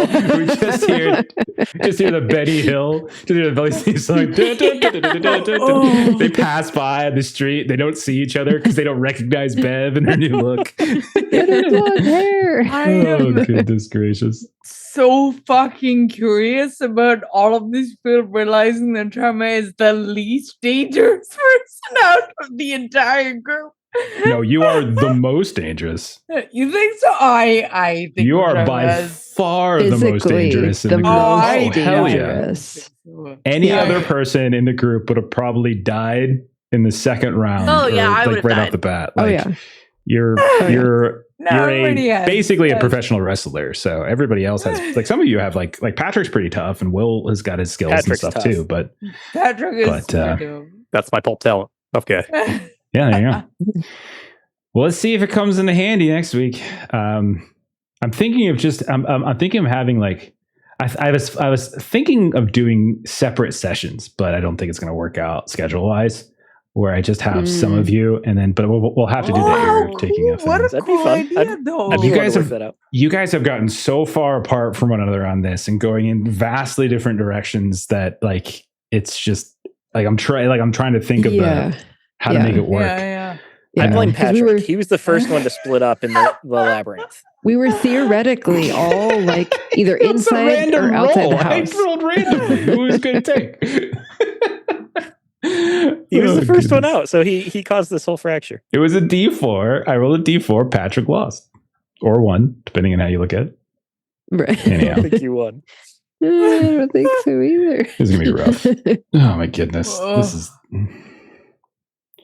Yeah, we'll talk about it because like there's yeah, this is weird. I'm pretty sure. I'm gonna guess this is not how the designers of Eternal Lies anticipated Bangkok to go down. gonna throw it Sorry, out there. Jeff. Honestly, I don't know how they couldn't anticipate it with the way they set up that tee shot. Really? Well, there's never mind. I'm not gonna spoil anything. If We're only done. we had asked Yeah. more questions before These going are decisions inside. that have been made. It's fine. Everything's fine. Everyone's happy. Everything's fine. I'm All right. having so much fun. This A is ton of fun. I mean, Absolutely. I'm very Glad obviously someone going is. to die immediately, but what a way to go. Yep. Also, Shaman does not know about the other nectar yet, and I'm very excited to eventually find out. Mm. Oh, you're gonna learn something else You're pretty not soon. Yeah, too. supposed you're to gonna- take Don't the worry. nectar. Yeah. You're gonna learn something. Okay. All right. Well, it's that time again, Stephen, to sit back and listen to what Maitre has to say about what she does on the internet. So, Maitre, go ahead and tell us what you do. I am Multiplazy Games on YouTube, where I make system agnostic or multi-system, if you prefer, content about the Doom play experience. If you want to check that kind of stuff out, you should check it out. Fan-freaking-tastic. Link is going to be in the show notes and descriptions and all that kind of stuff, so you can find everyone's things. Steven, what do you got going on, man? I also make gaming content that is not system agnostic. It's called Huckleberry. It's a Weird West game. It is its own system. It is complete and playable right now. You can buy it on drivethrurpg.com. Go to huckleberryrpg.com to read more about it. And we've got links to the Lollygagger YouTube channel, because Lollygaggers have played a campaign of it already. It was a blast. It was this whole crew right here. And it was a lot of fun to watch and see come to life. And we've also been doing a lot of updates for Huckleberry.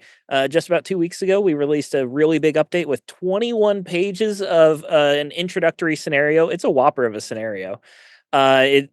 It'll play at least 12 hours, which, as we know from the Lollygaggers. Yeah, so there's a lot of fun stuff coming out, and there's a lot of more updates in the pipeline. So check it out. Not only that, but I've heard, little birdie told me last night, and by that I mean said it well on stream. Huckleberry is coming to Garblack pretty soon. It is. Not Yes. next week, I think, but I think it's the week after. Maybe I think that's the plan. But yeah, Yeah, Aaron's going to be running a short little run of Huckleberry over there. Yeah, I'm super excited about that. And if you're interested in watching that, they might have some giveaway copies for you too. Ooh, well, look at that. Awesome. Very exciting. We got Aaron again on Tuesday, so we'll be able to get some more specific information on when exactly he's planning, because I think he's got like one more session or something next week, and then they're doing it. I can't and I know they're doing a character creation session first too. Cool. Oh, very cool. Awesome. Oh, very good. Fantastic. All right. So as for us, rest of what we're doing here, come back on Monday. We got more Otherscape, our Mythos cyberpunk game where no one's good at hacking. Tuesday, we're playing some Star Trek as Stephen takes us through the voyages of the starship Intrepid. Thursday, we're going to be back to Arzium for probably the finale of that. And then Friday next week, we've got Delta Green. And then we'll be back, of course, with more Call of Cthulhu next Saturday. Maybe the full cast, maybe just 2 or 3 of them. I don't know. We'll figure it out because I got some ideas, but maybe they're too big of ideas. Thank you to everyone who hung out tonight. Thank you if you're watching this later or listening to this later. We are going to go ahead and rate our friends over at Tales of Myth and Mayhem as they are playing some Vampire Memphis by Night. So follow that raid. Have a great rest of your weekend. We'll see y'all later. Bye-bye. I'll be seeing you.